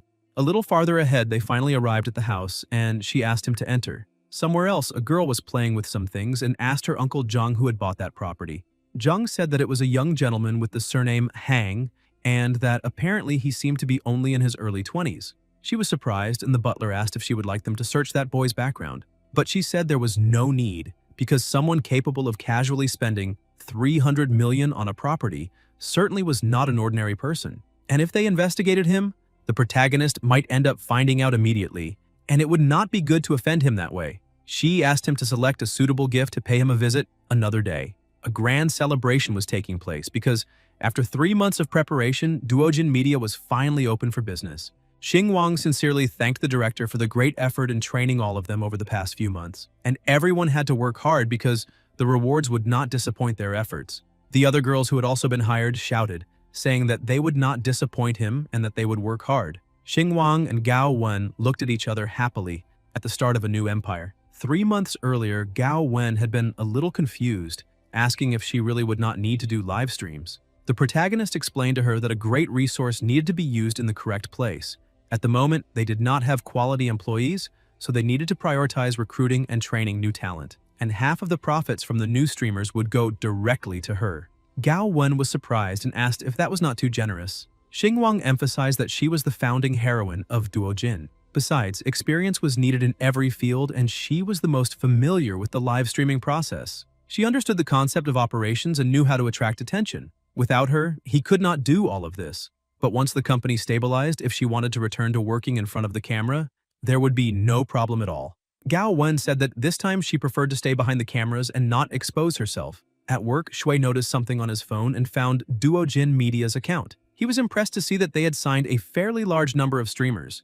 But he kept mocking the situation and emphasized that nowadays those who started low were not very good. Besides, apparently they really thought starting a company like that was easy. So he wanted to know what that company had to compete with him. Suddenly, a man entered Shui's office saying that this company called Duojin Media was right across the street and questioning what the meaning of that was and whether it was just to confront them. Shui called the man cousin and asked if he had already returned from his trip and whether his sisters-in-law were doing well, emphasizing that he had just been thinking about how to destroy that company to ease some of his worries. The man laughed, saying that it was just the same and that they needed to show that company who ruled that industry. Shui acted like a true dog on a leash and clapped his hands, saying that he understood. Meanwhile, inside his office, the protagonist was looking at some landscapes on his tablet, saying that designers nowadays only thought about style with no substance. He had received ideas from 3 or 4 of them, and all of them were horrible.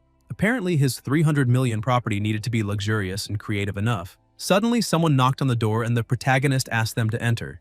Gao Wen entered, saying that all the streamers had received a PK invitation from the Meow group all at the same time, and at least all of the opponents had 1 million followers and worked in the same field. She showed the messages in the work group and all the girls were saying the same thing, asking what they should do. Xinguang laughed, asking if this was that old trick, because apparently big streamers with millions of followers were going after girls with only a few thousand, and that was very shameful. He thought that his former company was stirring up conflict between the two companies only to encourage cyberbullying against the small streamers, an old tactic to show that they were the big company in the market. And this was indeed a good strategy, but it was a pity that they had picked a fight with the wrong guy. The protagonist asked if PK was ultimately just about spending money, and told all the streamers to accept the challenge. Gao Wen asked if he was thinking of spending money by sending rockets to the newcomers. Xingguang laughed and asked if that seemed a little extravagant. She remembered what had happened to her and thought that the one who helped in times of need could have been Xingguang. The protagonist explained that money, in the end, was only money when it was spent. If it stayed still in his hand, it was just numbers. Gao Wen said that even so, he should spend wisely. After all, almost half of the donations went to the streaming platform. She thought that he had already spent tens of millions on her contract termination, and if her guess was correct, he had spent several more millions sending rockets to her back then. And even with a lot of money, he could not keep acting that way. But Xingguang remained excited, saying that life was very short. People came into this world with nothing and would leave it with nothing as well, so there was no reason to save so much. Besides, this was not money being spent for nothing, it was an investment. Because he needed hype like this, since as long as they managed it well, the company would immediately make a name for itself in the industry. The idea of rookie streamers defeating giants in that field was incredible. The audience would clearly be curious about how that was possible and would come running after them. Besides, he emphasized that she should trust her own ability to find and train new talent a little more. As long as people entered the live streams and most of them stayed, they would win. Because of that, she should not worry because he knew his limits and would make sure she made money reliably and safely. Gao Wen thought that the protagonist's perspective was different from hers, because he had been spending a few hundred million, and spending a few more million would not make any difference to him. Besides, he had already handled operations for the Miao group before, so she definitely could not compare to him in marketing strategy. Since he trusted her, then she should trust him too. Gao Wen went over to all the girls and they asked what they should do, because if they accepted the challenge, they would definitely lose. But Gao Wen, like a true coach and director, asked all of them to accept the challenge. The protagonist picked up his phone and began looking at the battle between the two companies. In the company group, some people were sending messages, asking if everyone was watching the battle between those two companies, and questioning what Duojin was thinking, because with such low support, they were going to lose. The rope always ends up snapping on the weakest side.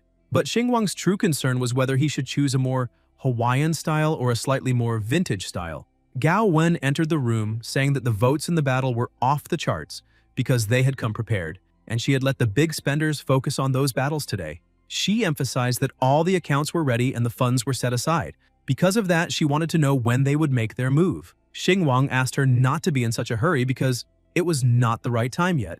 They needed to preserve their strength a little longer. He explained that she needed to wait for the peak of viewership, when the mockery was at its highest, and only then would they make their move. Gao Wen laughed and said that she understood, but emphasized that she was a little impatient. Xingguang explained that the mental preparation of the girls they had hired was crucial. He asked her to make sure they all remained calm until the end, because they needed to be at their best, and he would reward everyone who performed well. Meanwhile, Shui already had champagne in his hands, saying that victory was guaranteed, so they could celebrate early. He thought that it did not matter that they had lost Gao Wen, because they could still make millions in a short period of time. The real boss asked what there was to celebrate because that was only a small company and this had been expected. He thought that even though they were making a lot of money, breaking the contract with their #1 streamer and letting her escape was still a huge loss. He received a message, and someone said that he had just remembered that the girl was the streamer Gao Wen, because he had heard that someone had paid the multi-million contract termination fee so she could leave.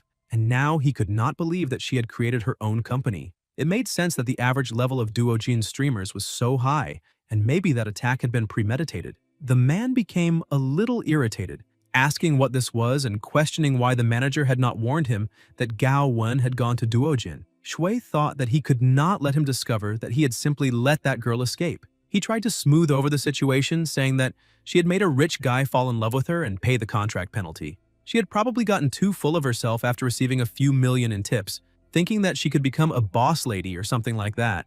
The boss said that it was fine as long as the manager had the overall situation under control, because they needed to win today's battle. Suddenly, someone opened the door in desperation, calling Boss He and saying that there was more news because the rivals were flooding the streamers with rockets and massive donations. Shui could not believe that this was happening again, because last time they had done this by focusing on one streamer, but now they were doing it with 10 at the same time, and because of that, he could not understand where so much money was coming from. He told the boss that they were clearly using fake accounts, because they had already exceeded 30 million in profit, so how could they surpass that? And even for someone who spent a lot, who would spend 30 million on a streamer? But the boss remained irritated and said that they could not lose this under any circumstances, asking if the manager understood. Shui asked his boss not to worry because it was probably just a wave of donations, and it would not last. But another employee began trembling, looked at him, and said that it had started again because they were once again donating a gigantic amount.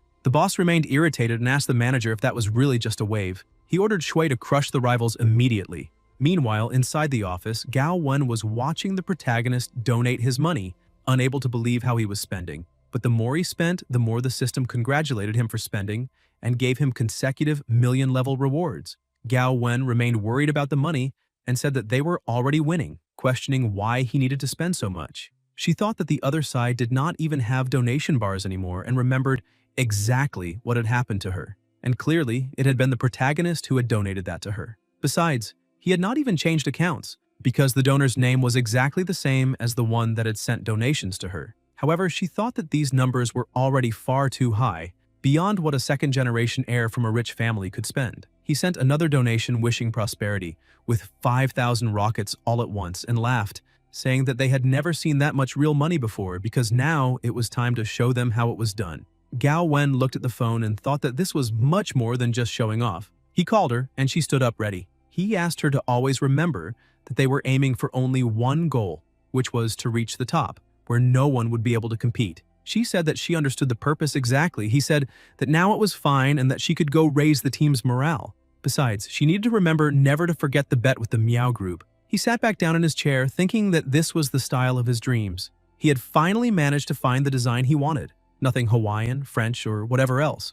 This was the style he truly wanted. He decided to check how much he had received in system rewards from this little game. He began adding up the calculations and reached 10 billion, and that was exactly what he expected from that kind of system.